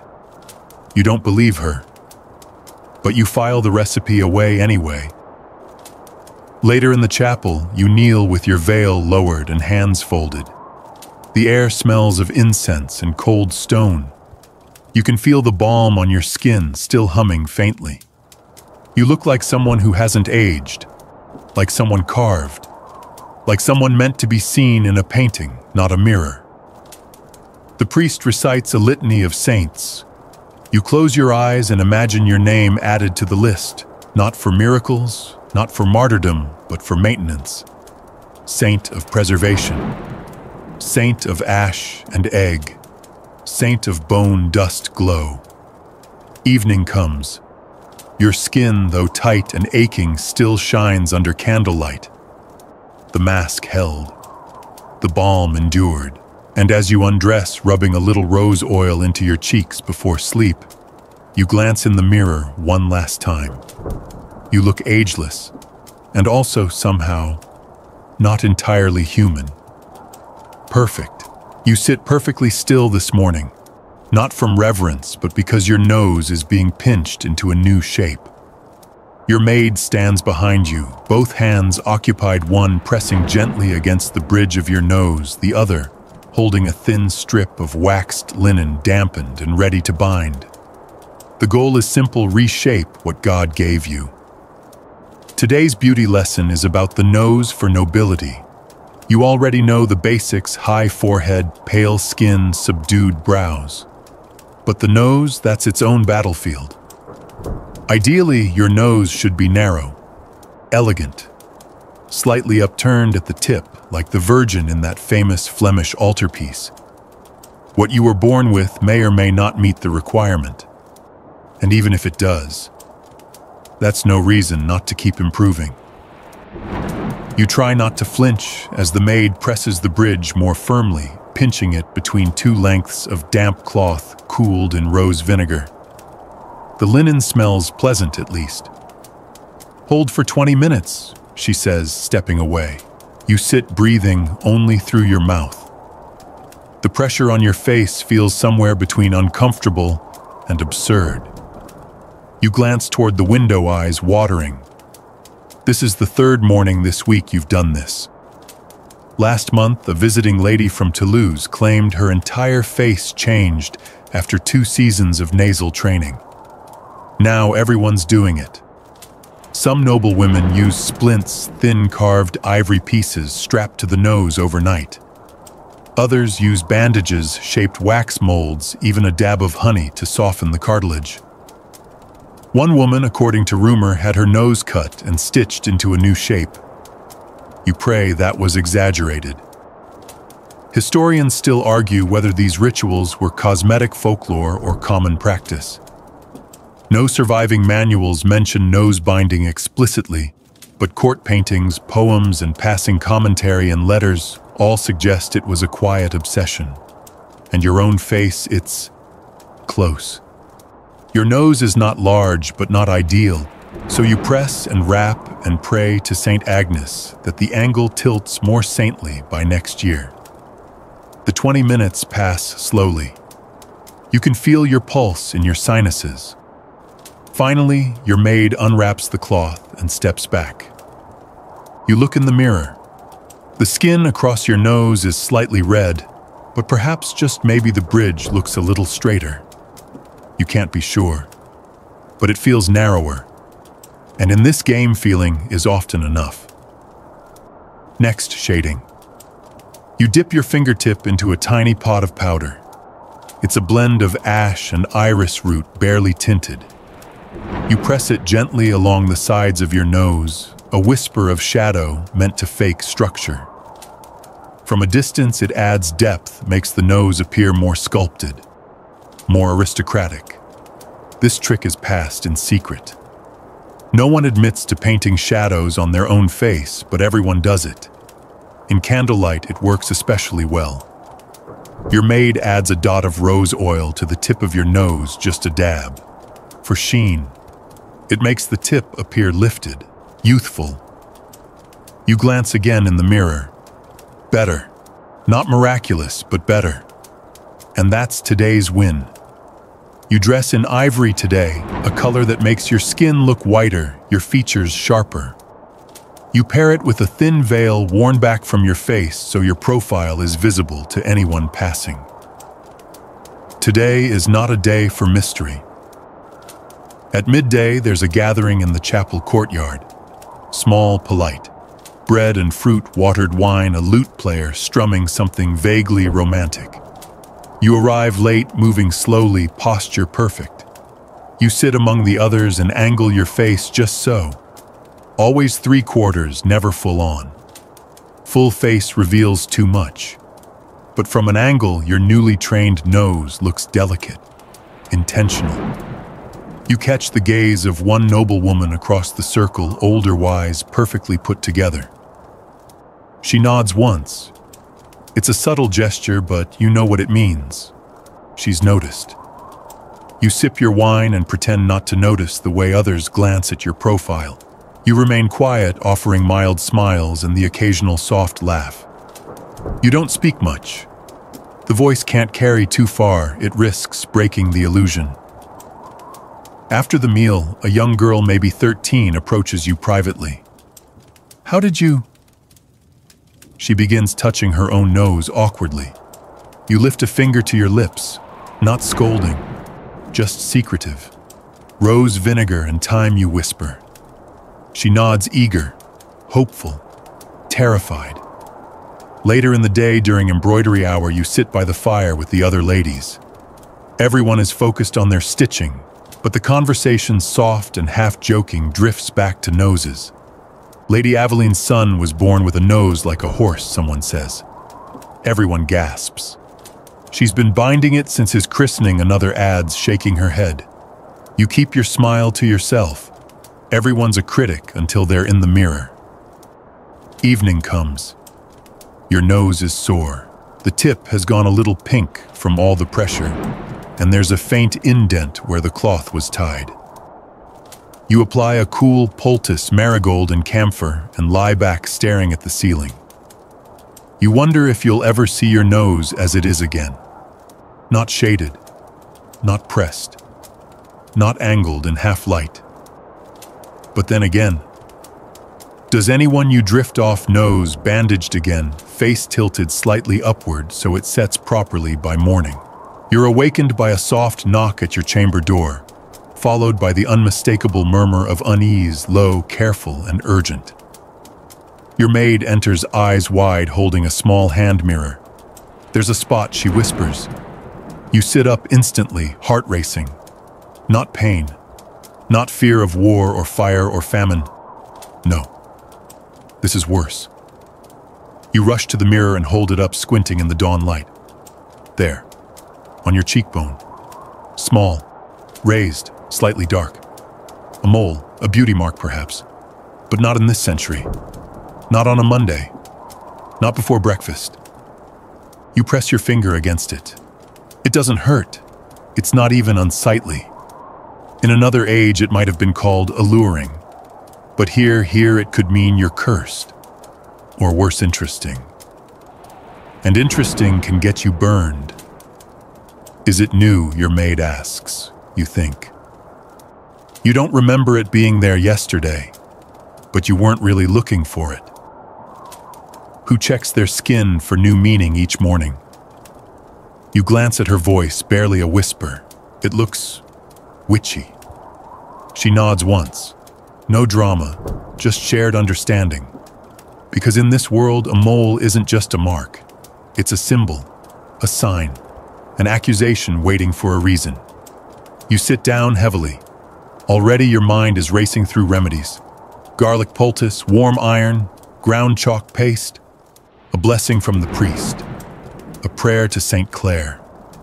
Removal disguise or rebranding. Your maid moves quickly. She begins mixing a light paste milk and crushed barley rumored to soften and fade impurities. You hold your breath as she dabs it on the spot, cool and wet. It stings slightly. That's normal. You hope. Historians often debate how deeply fear of witchcraft permeated everyday life in this period. The Inquisition had yet to reach its fever pitch, but suspicion lingered like smoke in a damp castle. A mole on the wrong woman at the wrong time in the wrong lighting could mean exile, or trial, or worse. Especially if you were already too beautiful. Because beauty was power. And power in the wrong hands or faces was always dangerous. You sit for half an hour, the barley paste drying on your skin, forming a faint crust. You breathe through your mouth and say nothing. Your maid moves quietly around the room, lighting a small bundle of dried sage in the corner. The smoke is meant to cleanse, though whether it helps your skin or your soul is up for debate. Finally, the paste is wiped away. You rush back to the mirror. The mark is still there, but paler, slightly faded, less defined. You breathe again. Cover it, you whisper. Your maid nods. She dabs a layer of powder over the cheekbone, then presses a rose-tinted balm just beneath it to draw the eye elsewhere. A distraction, a decoy. By the time she's finished, it looks like a shadow. Maybe even a trick of the light. Maybe. And now for the veil. Today you choose a soft ivory wrap folded low over the brow and high over the cheeks. Modesty and concealment in one elegant move. It hides the mark, mostly, just enough to suggest mystery without provoking questions. You dress in somber colors, gray muted green tones that suggest humility. Not sin, not seduction. You walk with eyes slightly lowered, hands folded gently in front of your bodice. Your every motion says, I am not interesting. I am not dangerous. I am not to be feared. You enter the chapel mid-morning. The air smells of damp stone and beeswax. The priest nods at you but doesn't speak. A blessing. The other women take no special notice of you, though one glances once, twice too long. You wonder if she's seen it. You wonder if she'll speak. But she says nothing. Her own veil is drawn close. Perhaps she's hiding something too. After the service, you retreat to the gardens. It's raining lightly. No one else is outside. Perfect. You sit beneath the eaves of the old wall, letting the chill settle in your bones. You reach into your sleeve and pull out a tiny silver mirror. You look again. The mark is still there. Slight, barely visible, but it still holds power. It could undo everything. Or, you glance around. No one is watching. You slowly pull your veil back just enough and trace the mark gently with your fingertip. You consider something radical, keeping it. In certain circles, they call them angels' kisses, or stars of fate. In private, you've heard men refer to them as devil's invitations. But even so, a few have called them beautiful. Perhaps that's the danger. You cover it again, for now. In the afternoon, embroidery hour resumes. The fire crackles. The women stitch and sip wine and tell stories about cousins and dowries and stomach ailments. One woman boasts of having a mole removed with a hot needle. Another says she scrubbed hers off with vinegar and ash and still bears the scar. A third leans in, whispering that her aunt had one on her thigh and had to wear blessed iron undergarments for a month. You laugh politely. You add nothing. You are not in their stories. You are not to be noticed. Evening comes. The candles are lit.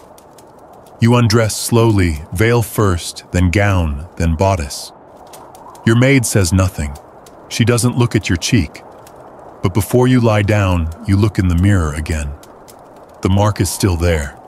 You whisper to it, "You're not dangerous." It doesn't answer. But somehow you still sleep lighter. The chapel bells chime softly through the pre-dawn fog, but you're already awake. Today you have to tread carefully, not just through the corridors or gardens or social cues, but through the invisible war between the church and the court. Because this morning you are both canvas and battlefield. You lie still as your maid lights the hearth, casting long flickers of gold across the chamber. She moves quietly with the solemnity of someone preparing not just a woman, but a message. Because what you wear today, what you show, what you don't, says more than your lips ever could. This is a day of presence. A formal procession to honor Saint Apollonia, patroness of both toothaches and oddly elegance. Everyone will be watching, including the bishop. which means every gesture of appearance, your veil, your neckline, the way your robe falls from your shoulders, must strike an impossible balance: modesty and allure, reverence and relevance. You sit up and take a slow breath. First, the underlayers. You choose a long-sleeved chemise with a high collar.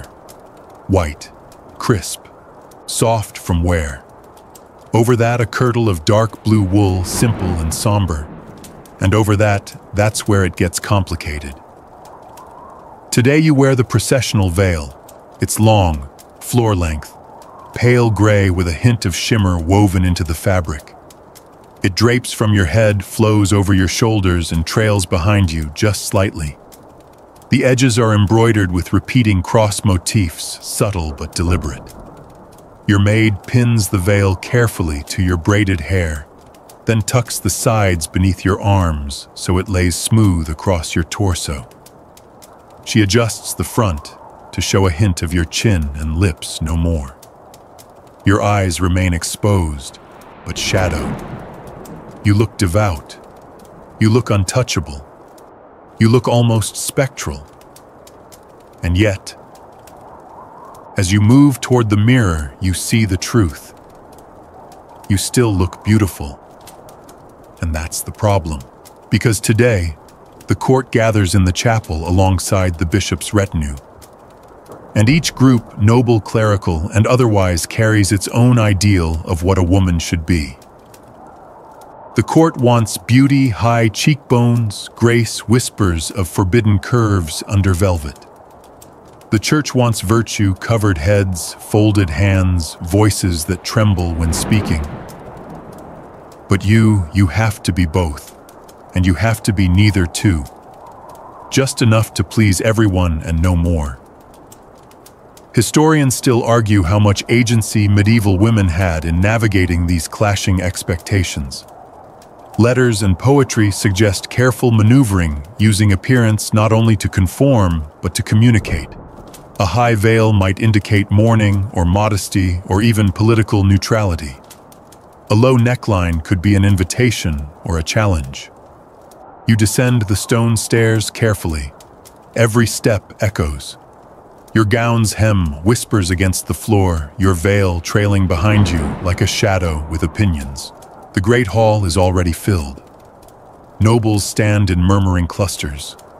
The clergy gather near the chapel doors. One monk glances toward you, then quickly away. You're veiled after all, and painted, but subtly. You've powdered only lightly today, just a veil of chalk dust, a trace of beet red stain on your lips. Your cheeks carry no flush, real or otherwise. Pale, yes, but pious. You glide toward your seat near the front. As you pass, heads turn, some bow. One woman whispers, "She's chosen gray," as if you'd worn scarlet. You sit, back straight, hands folded, eyes lowered but not closed, always aware. The bishop enters, flanked by priests in embroidered stoles. He lifts a hand in benediction. His gaze passes over the room slowly, methodically. It lingers on you for just a moment, not long enough to condemn, but not short enough to ignore. You lower your eyes a fraction more. The sermon is long, full of fire and warnings. Saint Apollonia, we are told, endured the extraction of every tooth without complaint. She bore pain as proof of faith. Women, the bishop reminds the room, are closest to God when they are silent and still. You think of your morning routine, of the pinched nose, the barley paste, the powdered skin. You think of the women beside you, their faces hidden, their hands red from scrubbing linen. Silent and still, that's easy. But divine, that's marketing. After the sermon, the procession begins. You rise and move with the other women, slow and deliberate. The courtyard is slick with mist. You walk in pairs, eyes forward, voices silent. The bishop passes again. His gaze is unreadable, but a younger cleric beside him glances at you. He flinches when you catch him looking. You offer no reaction. You don't need to. Because this is the edge you walk every day. Too bare and you're a temptation. Too covered and you're accused of pride. Too quiet and they forget you. Too loud and they condemn you. You smile faintly behind your veil, just enough to suggest grace, not enough to spark scandal. After the ceremony, the court returns to the great hall for wine and pomegranate seeds. You sit near a window veil still drawn, sipping from a silver goblet. A noblewoman across from you leans in and whispers, "You look like a statue." You nod. You're supposed to. Later in your chamber, your maid carefully unpins the veil. Your scalp aches where it was fastened too tightly. Your cheeks are dry from the chalk. Your lips crack when you stretch them. You look into the mirror. Without the veil, without the folds of expectation, your face seems smaller, softer, like something still forming. You dip your fingers in oil and massage your temples. The weight of the day lifts slowly. You whisper to yourself, "Still beautiful, still holy, still here." And that is victory. You're already awake when your maid knocks this time because you didn't really sleep. There's a different kind of dread in your chest today, low and quiet, like the hush before a thunderstorm. Not because of a gown or powder or posture, but because today's beauty standard is hidden where few dare to look. Today it's all about below the veil and below the gown. Yes, there. The whispered world of medieval grooming isn't something you speak of at meals. It's not written in scrolls or taught in lessons. But it exists, passed down from lady to lady, whispered in cloisters, exchanged in knowing glances. And today your maid has arrived with a small box. You already know what's inside. Lime paste. You sit on the edge of your stool, wrapped in your linen robe, staring down at the innocent-looking container. A mixture of quicklime vinegar and a drop of olive oil meant to remove hair. All hair. Below the waist. You say nothing. Your maid says nothing. But both of you know the deal, because a woman's body, even the parts no one is supposed to see, must be shaped, controlled, clean, not for comfort, not for hygiene, for reputation. You lie back on the small bed, lifting your knees and pulling your robe up. The stone wall beside you is cold. The fire crackles, cheerful and clueless. You grit your teeth. Your maid opens the box. The lime paste is thick and chalky pale yellow with a sharp, sour smell.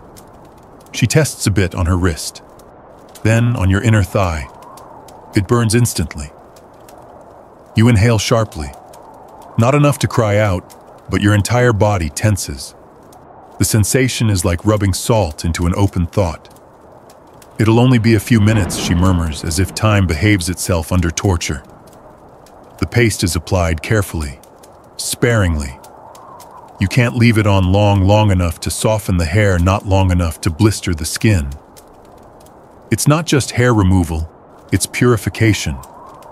That's what they say. Hair in certain areas is seen as a sign of base desire, of untamed nature, of animal urges. And while the church may pretend not to notice what lies beneath the layers of linen and wool, it has definitely noticed what makes women dangerous. So the practice has spread. Women cleanse. Women prepare. Women erase. Historians still debate how widespread medieval pubic grooming really was.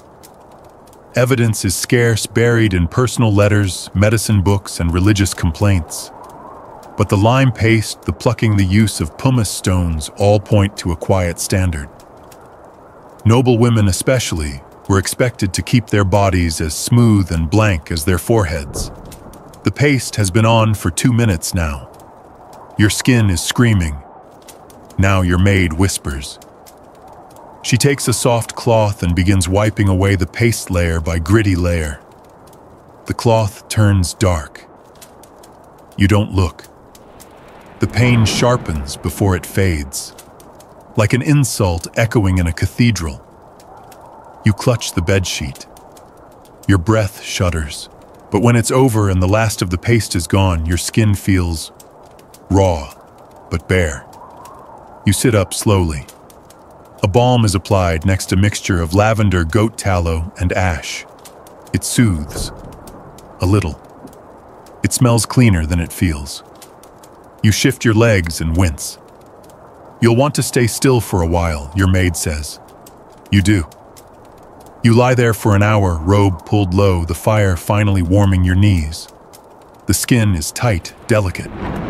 Your body, once yours, feels newly claimed. You rise, eventually dressing slowly. Today's undergarments are light linen, airy, loose. You move carefully, aware of every shift. You're more tender now, but also secretly relieved. It's done. For another month. Maybe less if the rumors are true about the Viscountess's preferences.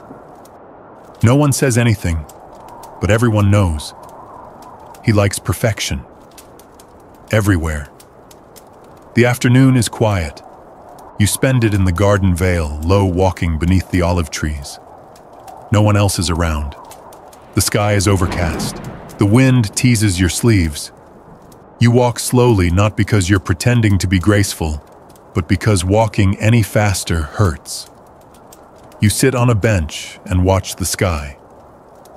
Your mind wanders not to dresses or parties or saints, but to the strange, endless effort of making yourself less visible, less earthy, less wild.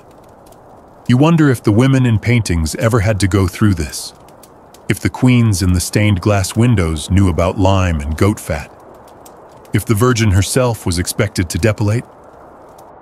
Probably not. You head back to your chamber before supper. You undress carefully, checking the skin. No burns, just heat. You reapply balm. You whisper a thank you to no one in particular. At dinner, no one speaks of what they've done today, but you recognize the same stiff walk in 3 other women. You all pretend nothing's different, but something is. And it's smooth. This morning smells like goat grease and desperation. You don't even flinch anymore. The scent is heavy in your chamber, earthy, smoky, and threaded with the sharp tang of crushed saffron. A small pot of the concoction sits near the hearth, gently warming. You sit beside it on your stool, wrapped in your underdress hair, already parted into sections. Today is about radiance. Specifically the hair. It must shimmer. It must glow like sunlit silk. And if your natural shade doesn't shine, or worse, if it darkens with age, then you'll make it shine. Even if it means rubbing animal fat and rare spices into your scalp until your head smells like a roasted market stall. You lean forward slightly as your maid lifts a strand of your hair and begins the process. A dollop of the mixture saffron, goat tallow, ash, and a hint of rosemary is worked into the roots and smoothed downward.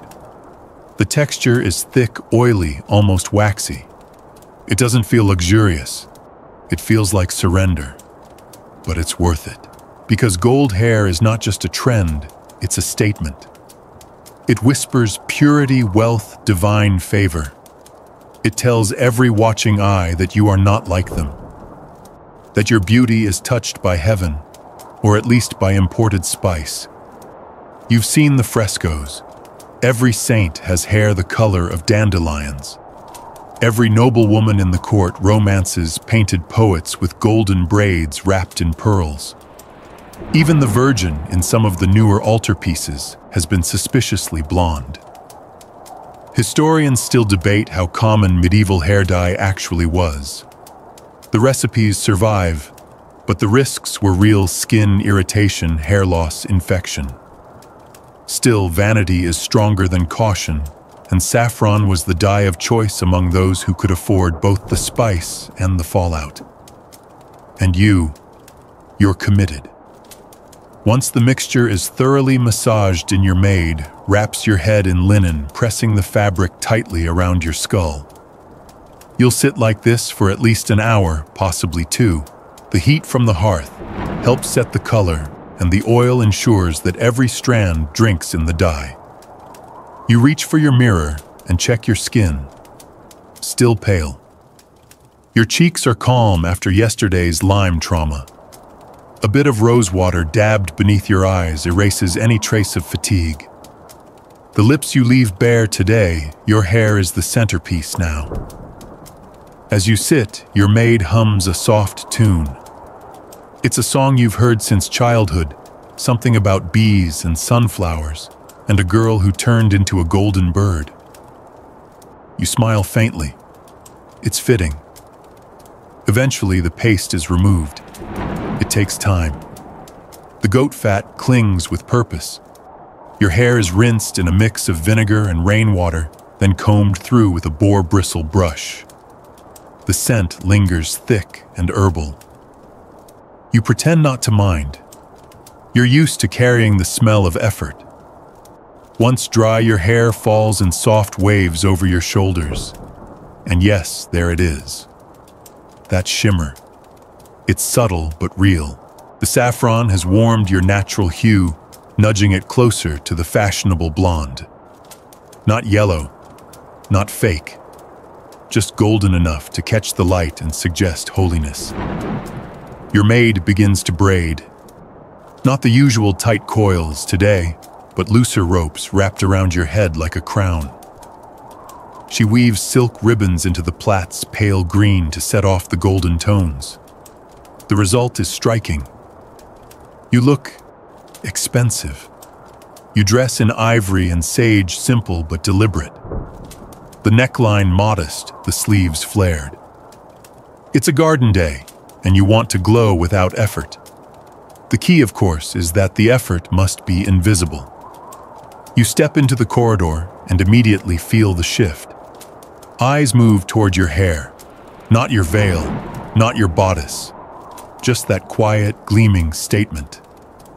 You pass two young noblewomen who nod politely but whisper as you go. One says she's brighter today. The other replies, I heard she used olive oil and honey.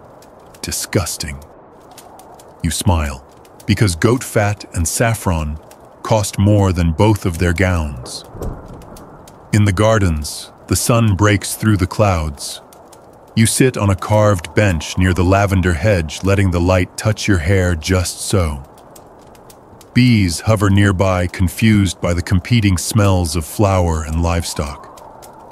A visiting knight strolls past, then doubles back under the pretense of admiring the roses. He glances at your hair once, then again. It catches the light, he says awkwardly. You turn, let the sun strike your cheek. It always does, you say. You leave before he can say anything else. Later at embroidery, the older women comment more openly. You're blooming, one says. Have you been sleeping better? You nod. No mention of saffron. No mention of the 2-day headache from scalp oil. Just a soft smile and a thank you. One girl leans over and whispers, Do you think goat grease really works? You give her a look, then say, If it didn't, would I smell like this on purpose? She laughs too loudly and earns a glance from the abbess. Evening comes. You return to your chamber, remove your gown, and comb out your hair again. The strands are soft, heavy with oil still, but beautiful. Your maid braids it loosely for the night and wraps it in silk. You lie back, head tilted so the fabric doesn't crease the shine. And as you fall asleep, your hair glows in the candlelight like a halo that cost you 3 days of comfort and half your dignity. Totally worth it. You wake to the soft clinking of metal.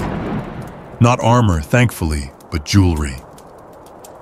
Your maid has already laid out today's accessories across the wooden table near the hearth, twisted bracelets, thin chains, a belt strung with pearls and charms, and a headpiece that looks more ceremonial than functional. Today is for adornment. You sit up slowly, your hair still wrapped in its silk scarf from last night. When you untie it, the scent of saffron and goat tallow still lingers faintly in the strands.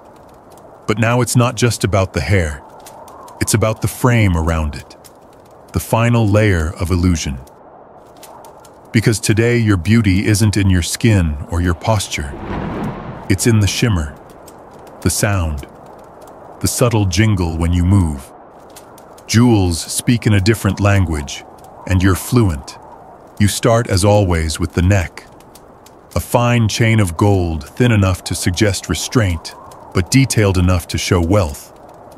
Attached to it is a tiny charm, a carved bone disc etched with a saint's name, or so you were told.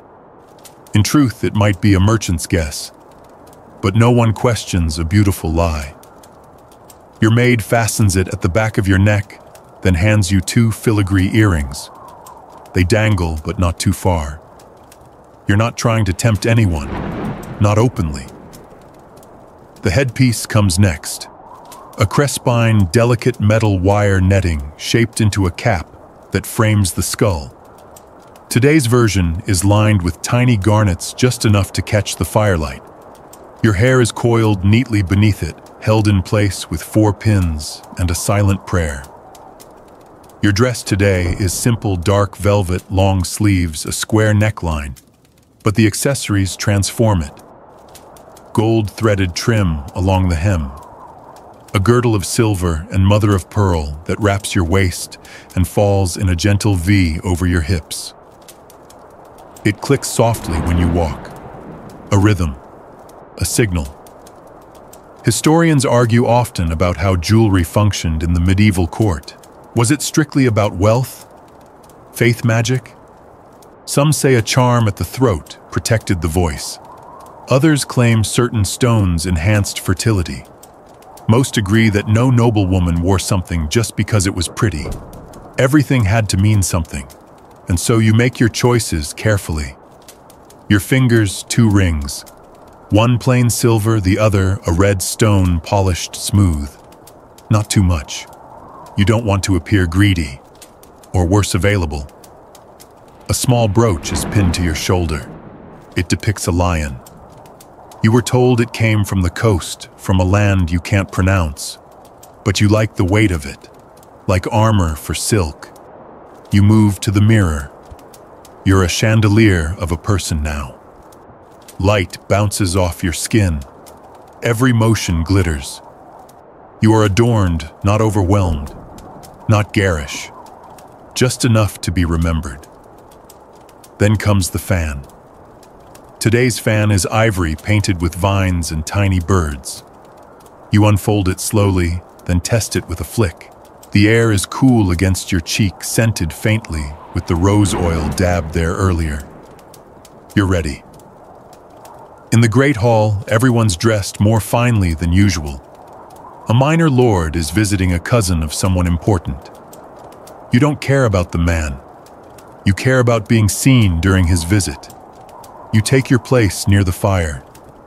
As you sit, your belt jingles once, quietly, purposefully. The sound draws 2 pairs of eyes. You pretend not to notice. The lord enters. He's young, pleasant, possibly oblivious. He wears a too-tight tunic and a chain heavier than yours. But his gaze lingers when he looks your way. You keep your eyes down, fan-raised face unreadable. You're not here to flirt. You're here to gleam. Lunch is served: roast fish, stewed onions, pears, and wine. You eat slowly, gracefully. Your rings click against your goblet. Your necklace shifts with every swallow. Someone across the table remarks on your brooch. From the coast, they ask. You smile faintly. From a place beyond the map, you reply.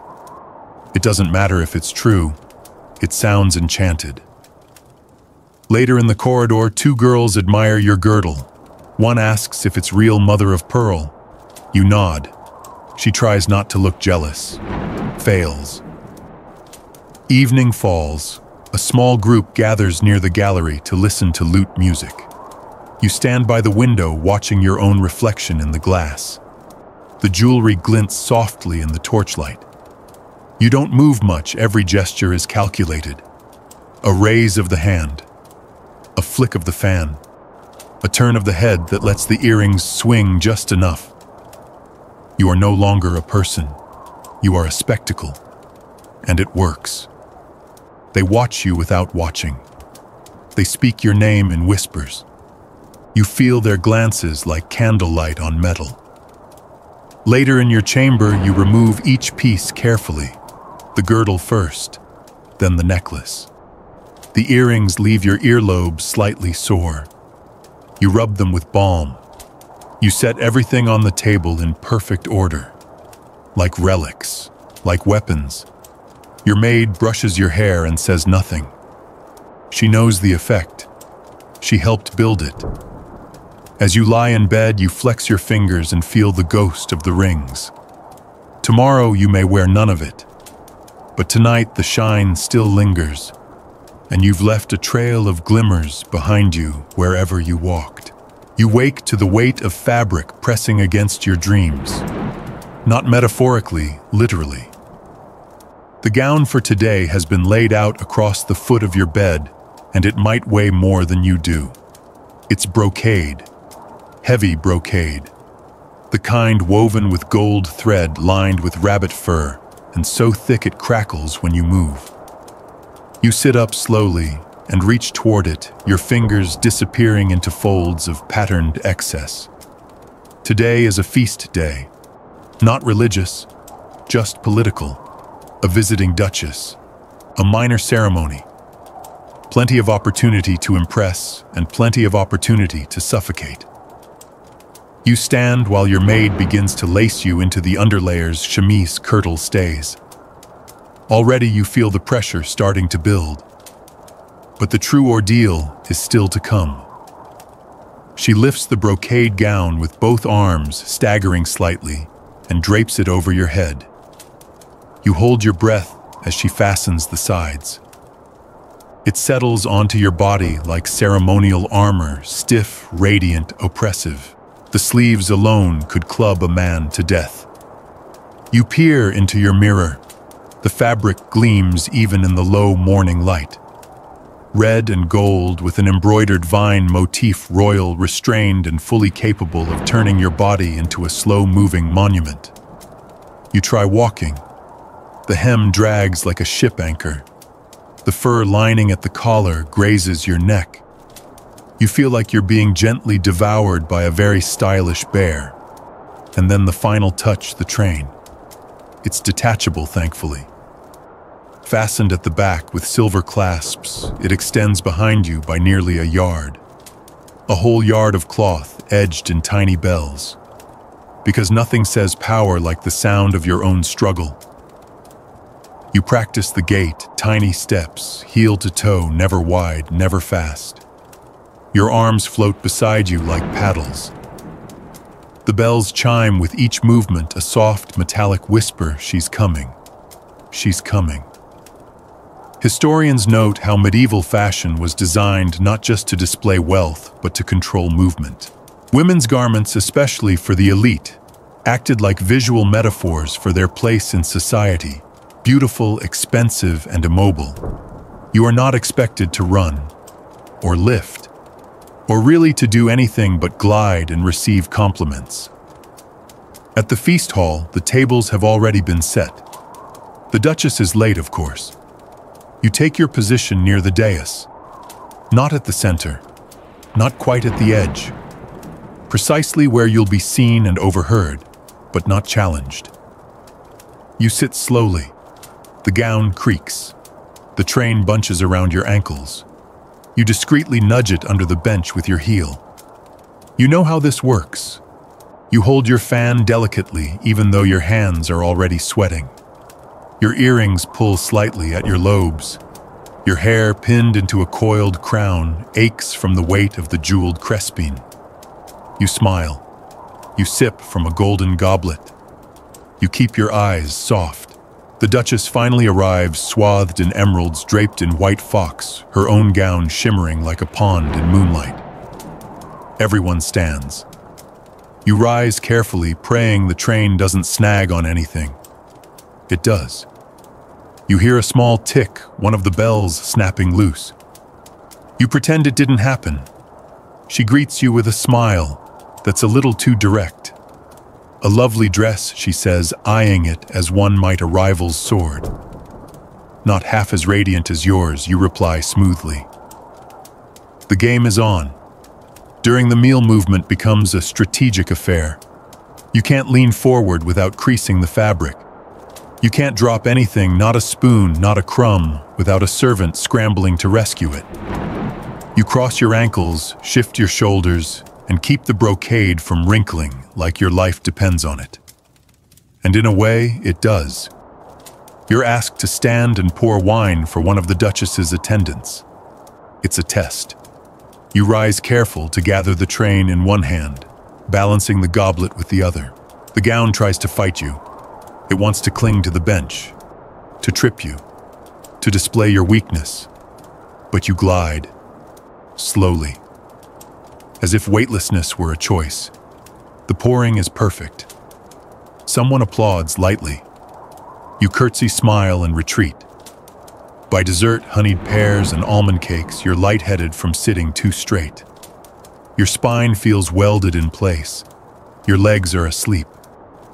But your dress still gleams, still shimmers, still lies. Because beneath all the splendor is a woman who cannot breathe deeply, cannot bend, cannot exhale.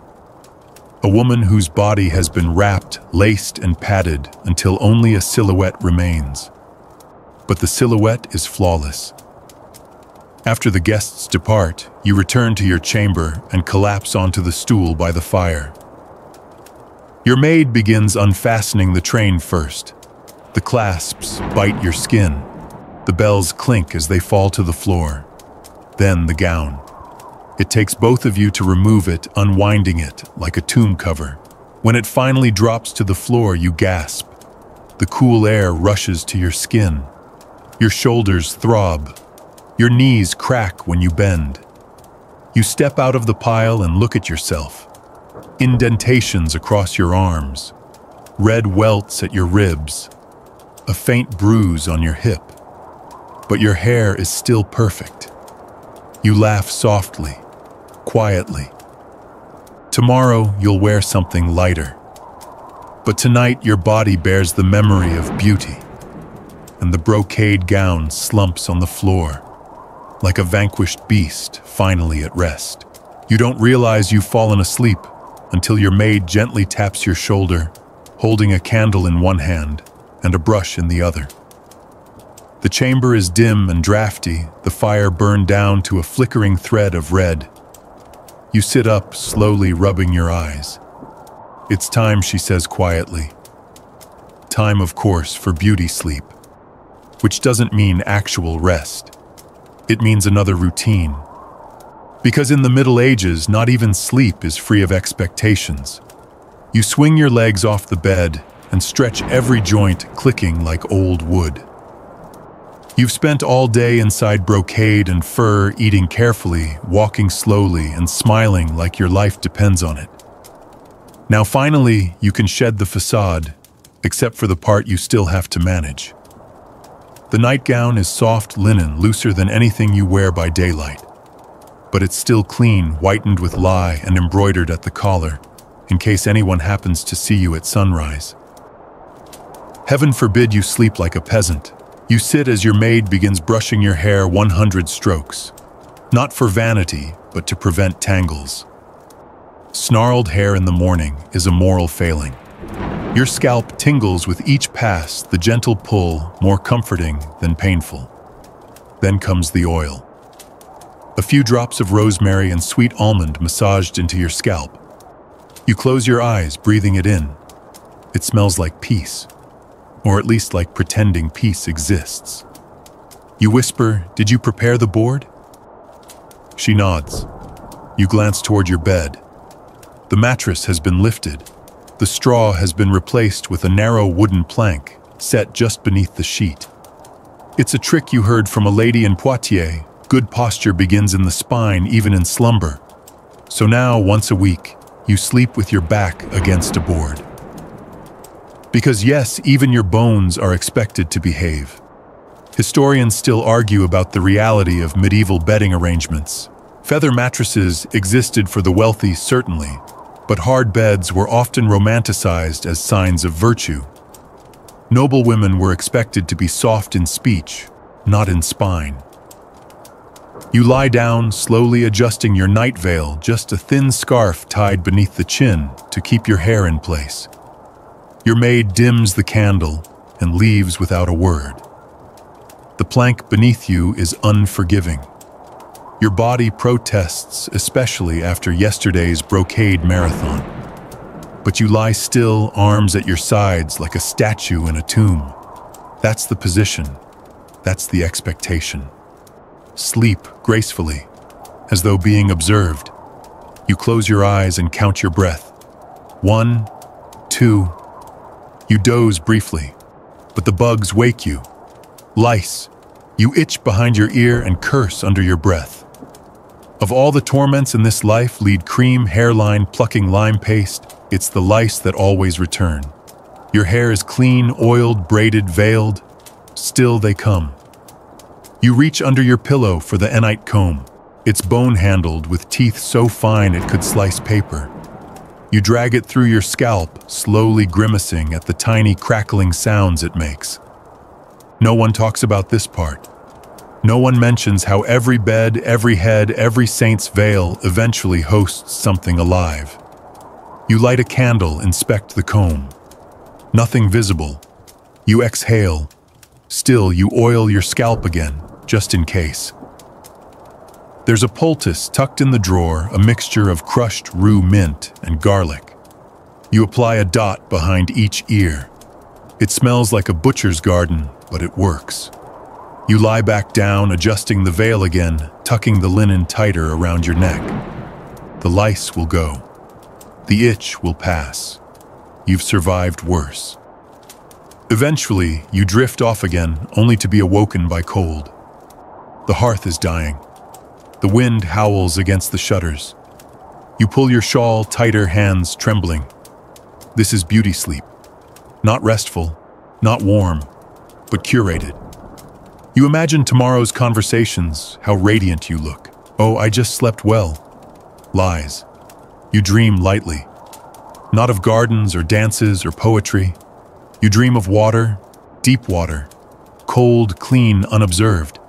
In your dream, your hair floats freely untouched by oil or ribbon. Your skin is bare, not powdered. No one sees you, and you do not need to be beautiful. You are just present. Then the bells chime. 4 times. Dawn. You blink at the ceiling. Your spine aches from the plank. Your scalp burns from the oil. Your eyes are dry. You sit up slowly. You survived another night of perfect stillness, lice defense, and self-inflicted posture correction. Your maid enters already holding your morning water and a clean shift. She studies your face. You look refreshed, she says. You just nod. Let her believe it. Let everyone believe it. Because beauty, even in sleep, is never a rest. There's a frost on the window this morning, so delicate it looks painted on. But you have no time to admire it. Because today is weighing day. Once every few weeks, like clockwork, you must step onto the carved walnut scale near your writing desk. Not because you're worried about your health. Not because the doctor requested it. Because appearance, correct appearance, is a number. You sit stiffly while your maid pulls a fresh chemise over your head, then reaches for the laces of your morning robe. It's a light linen wrap, less fabric than usual, chosen specifically to not affect the results. Even your hair, unpinned and still wavy from the night scarf, is to remain unbraided, no excess weight. No chance for error. You pad across the floor barefoot and step onto the scale. It creaks softly, as all honest things do. Your maid glances at the brass marker, says nothing, then writes the number in your little book. You don't ask what it says. You already know what your body should weigh. Not too light sickly is out of fashion. Not too heavy luxury only works when it's strategic. You must appear capable of fainting, but not dying. Historians argue about how medieval people viewed weight and body shape. Famine was real after all, and thinness often meant poverty. But among the nobility, things were more nuanced. The ideal was a balanced body, soft enough to prove you were fed, small enough to suggest you didn't labor. The truth: your body is always a message. You step down. Your maid says gently, "You're holding steady." That means good. That means no punishment, breakfast. You nod and return to your stool.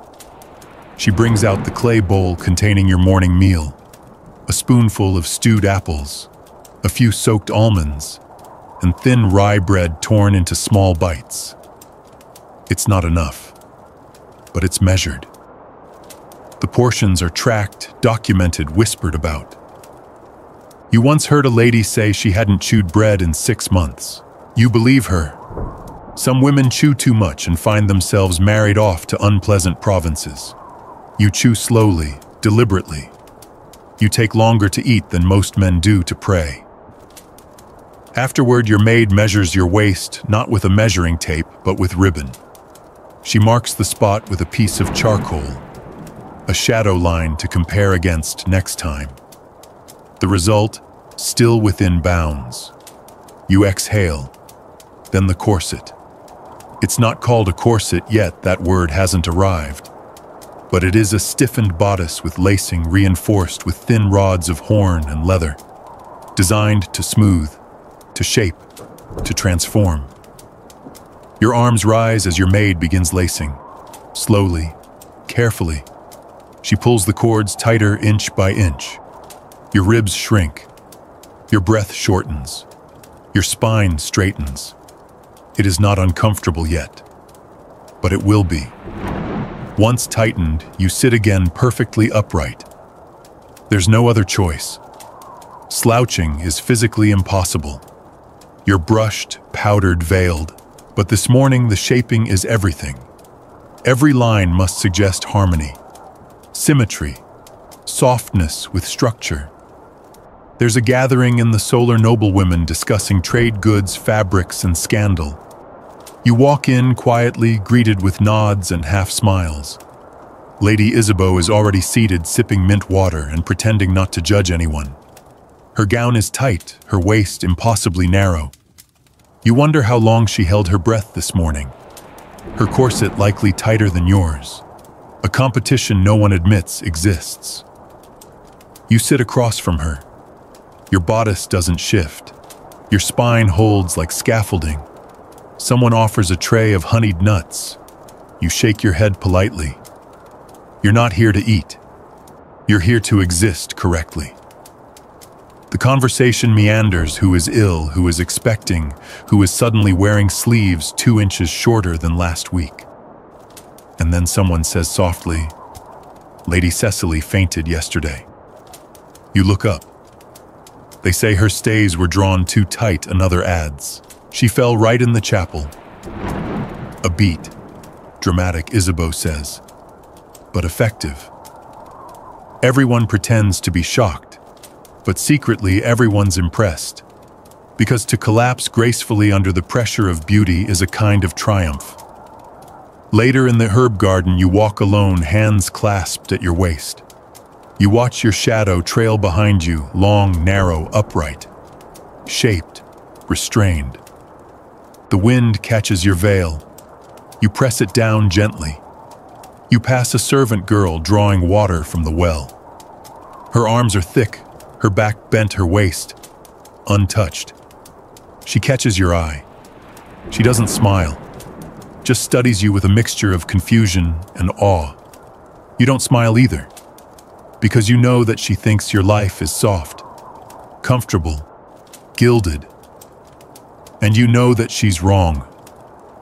You return to your chamber before supper and slowly unlace your bodice. Your breath floods back into your lungs. You sag into a chair, spine curving for the first time all day.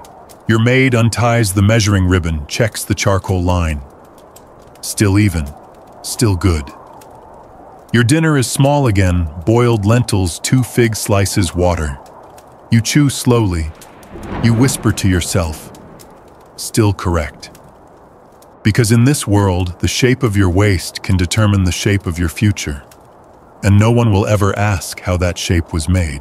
Today, you are a palette, not a person, not quite. Your maid enters carrying a lacquered wooden tray, small jars lined up like soldiers, each with its own peculiar scent. Ground beetroot, burnt almonds, crushed violet petals, powdered bone. It's painting day. Not for canvas, for you. Because while most mornings involve a dusting of powder or a dab of rose oil, today is for full presentation. There's a feast, a visiting poet, and the ever-watchful eye of the Duchess's cousin, who's been floating through court like a ghost, with too much time and too many opinions. So you sit on the stool, shoulders, bare hair, pinned back, and close your eyes as your maid begins the layering. First, a damp cloth to cleanse.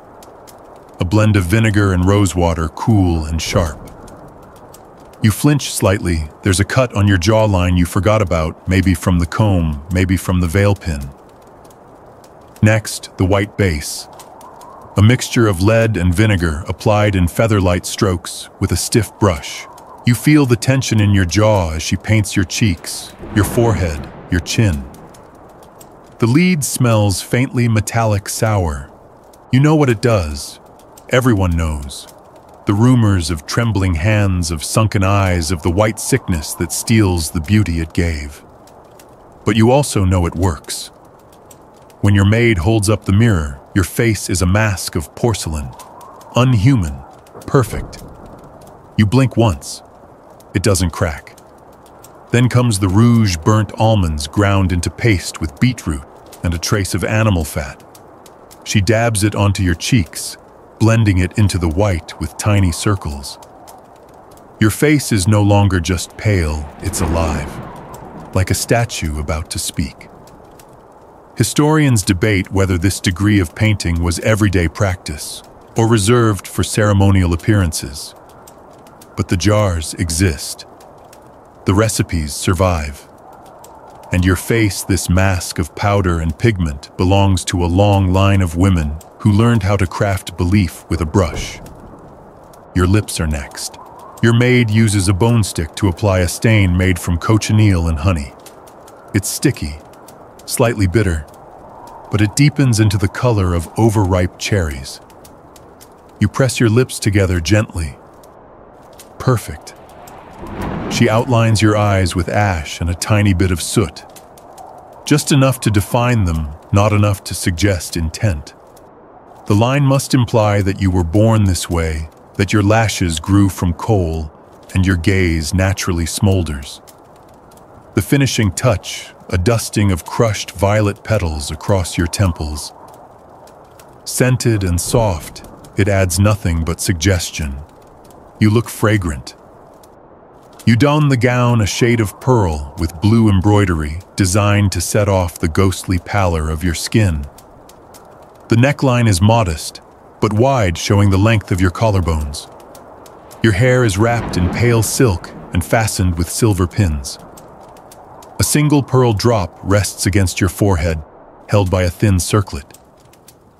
Wholly expensive, composed. You glance at your reflection again. You are impossible, and that's the point. When you step into the gallery, the conversation falters for half a beat. Not silence, just recalibration.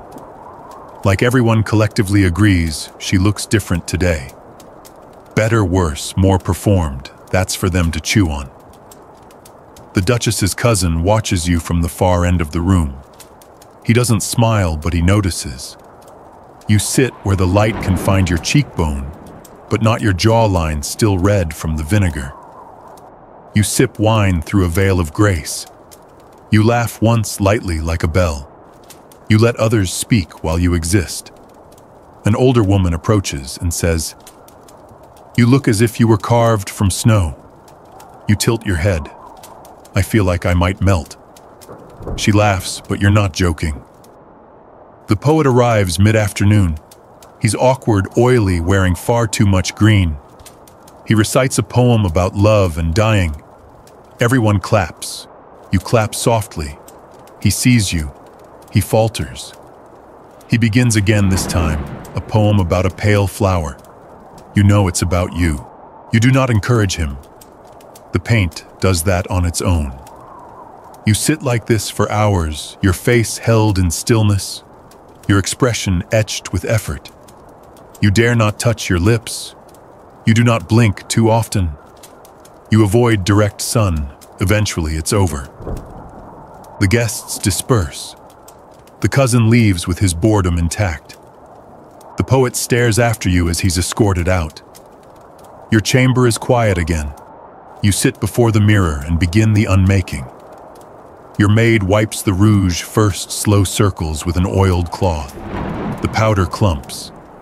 The white paste is more stubborn, and it takes vinegar-soaked linen to pull it free from your pores. Your skin, when revealed, is red.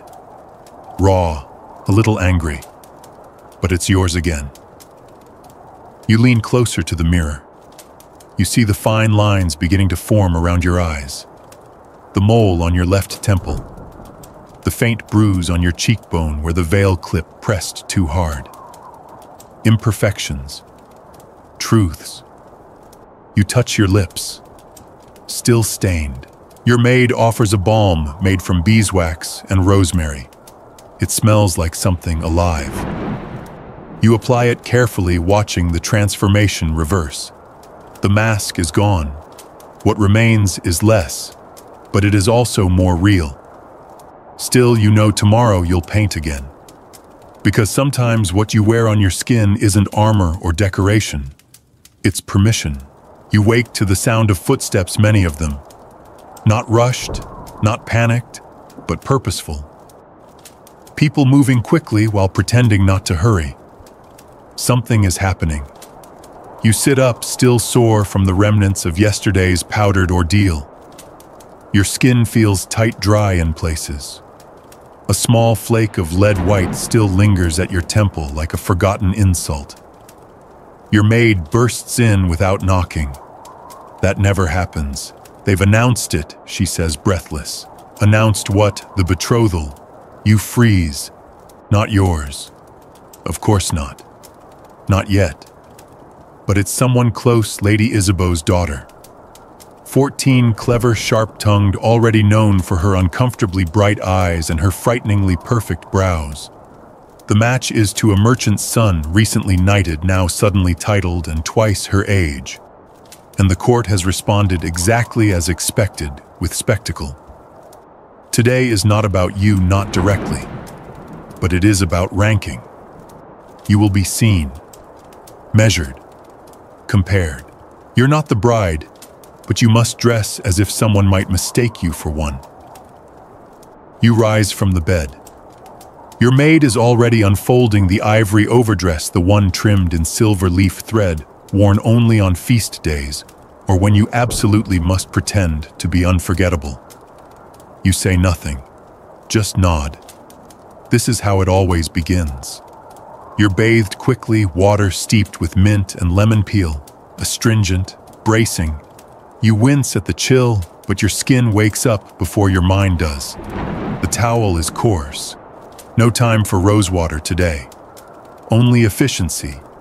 You sit for hairstyling, still dripping. The towel slides off your shoulders. The cold helps you think. You must be radiant, but not competitive. Elevated, but not arrogant. Beautiful, but not memorable enough to distract from the bride. Your hair is braided into 2 coils, then twisted upward and pinned beneath a sheer veil. The veil is pale gray, nearly white, but laced with blue thread. Just enough to whisper, "I'm not pretending to be her." Your lips are stained lightly, not the cherry red of yesterday, but a touch of plum. More pensive than provocative. Your cheeks remain unpainted. You've decided today your skin will speak for itself. Then comes the dress. It hugs at the ribs, flares at the hips. It breathes like armor. You add a thin chain at the waist, simple but purposeful. The only jewelry you wear is a single sapphire pin near your collarbone. A modest gem. Cool. like a thought you didn't say aloud. You walk the corridor, slowly timing your steps, so you arrive not first, not last, exactly in the middle. The great hall is decorated beyond reason, petals strewn across the stone floor, tapestries repositioned to catch the light. Someone's even dragged a harpist from wherever they keep those. And the girl, Lady Isabeau's daughter, stands like a sacrifice dressed as royalty. Her gown is blinding, embroidered stars down the hem, a veil so fine it may not be entirely real. Her face has been painted too thickly, unnaturally, a mask of expectation. She doesn't look scared, but she doesn't look present either. You take your place among the gathered women, each of you arranged by relevance, not by title, by visibility. You're near the center, slightly to the left. The Duchess nods once when she sees you. Not approval, not affection, just recognition. It's enough. The ceremony is short. The betrothal is formalized with spoken vows and the exchange of rings. The priest blesses the match, recites a verse about obedience. And then come the eyes. People begin scanning the crowd, not for the couple, but for who's next. Who's ready, who's declining, who's blossoming into acceptability. This is your moment. You stand tall, your hands loosely clasped. You do not smile. You radiate. A soft, steady glow of possibility. Someone whispers behind you. You catch the word striking. You don't react. But inside, a small bell rings. After the ceremony, there is wine, small bites, conversation in corners. You move through it carefully. Your veil never slips. Your posture never slouches. Lady Isabeau brushes past you and says, "Your restraint is admirable," which means you looked better than my daughter, but you knew not to act like it. You simply nod. Later in the gallery, the harpist plays something slow. You sit by the window, letting the last sunlight trace your cheek. You watch your reflection in the glass, not beautiful, not tragic, just present. A young knight approaches. He says nothing, only bows slightly. You do not offer a seat. He does not ask for one. He lingers for a breath too long, then leaves. And that's the game.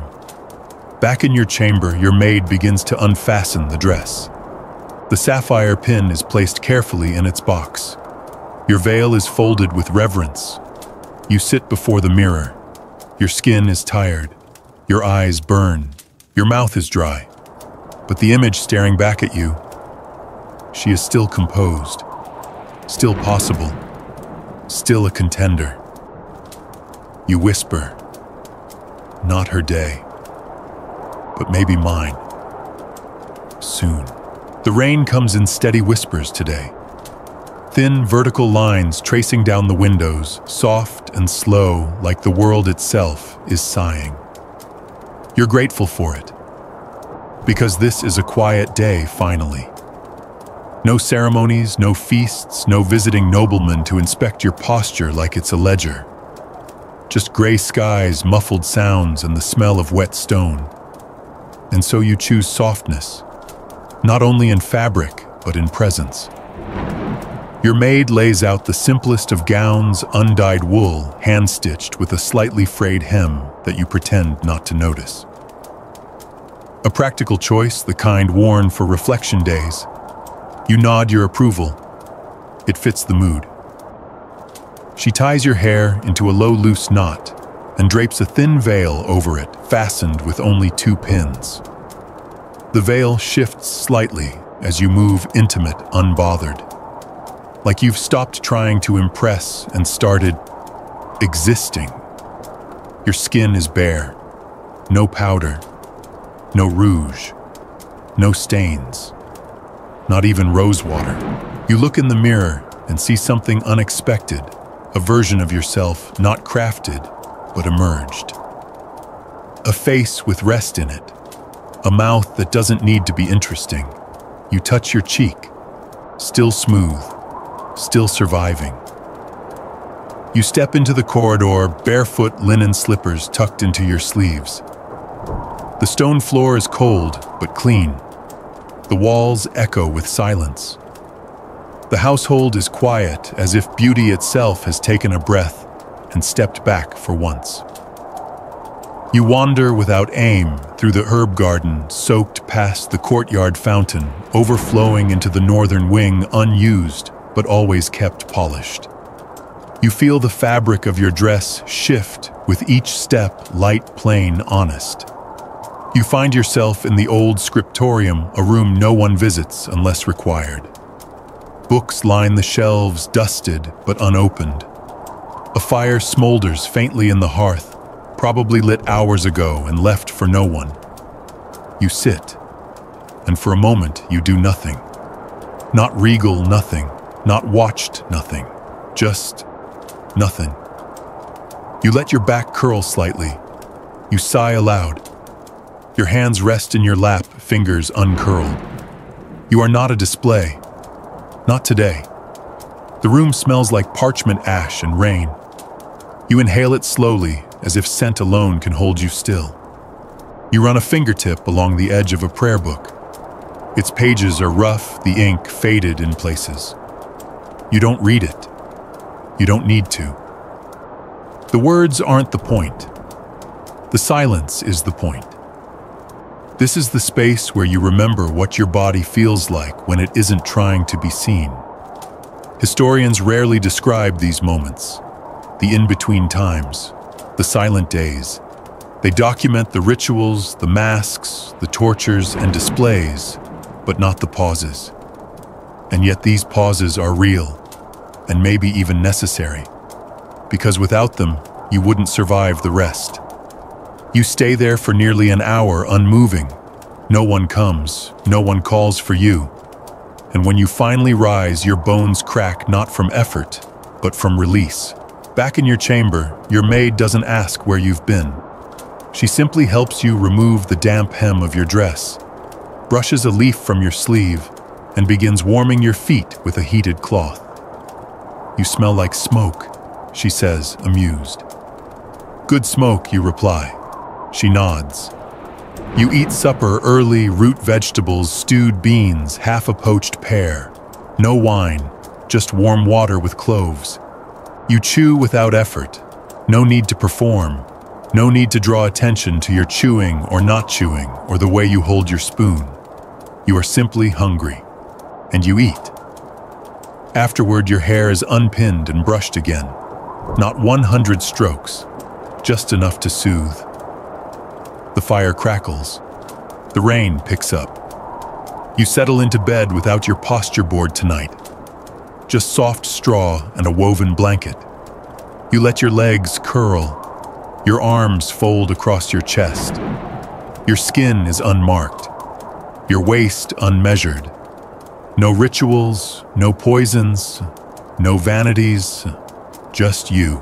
And the memory of every woman before you who sat at that same mirror, applied that same powder, suffered that same corset, and dreamed at least once of being simply left alone. You drift towards sleep, not perfect, not sculpted, just quiet, just breathing, just whole. Your breathing slows now. The storm outside has softened into something gentler, just the low murmur of wind slipping around the corners of the world. The rain has become mist. The hearth glows faintly. Everything is slower, softer, dimmed. You lie still beneath your blanket, your body slowly unraveling the shape it's been forced to keep. Your shoulders loosen, your jaw unclenches.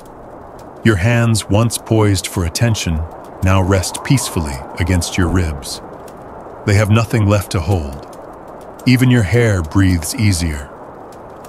You've walked through gowns that weighed more than logic masks, that turned your skin to parchment rituals, that painted power onto every inch of your frame. You endured the stairs, the silence, the rules scrawled into you like scripture. And somehow, you're still here. Beautiful, flawed, changed, and yes, still soft. The memory of brocade of bells, of powder and prayer, it fades slowly, now dissolving like mist along the arches of a cathedral. No more rigid postures, no more whispered judgments, no more battles between holy and human. Only breath, only quiet, only you.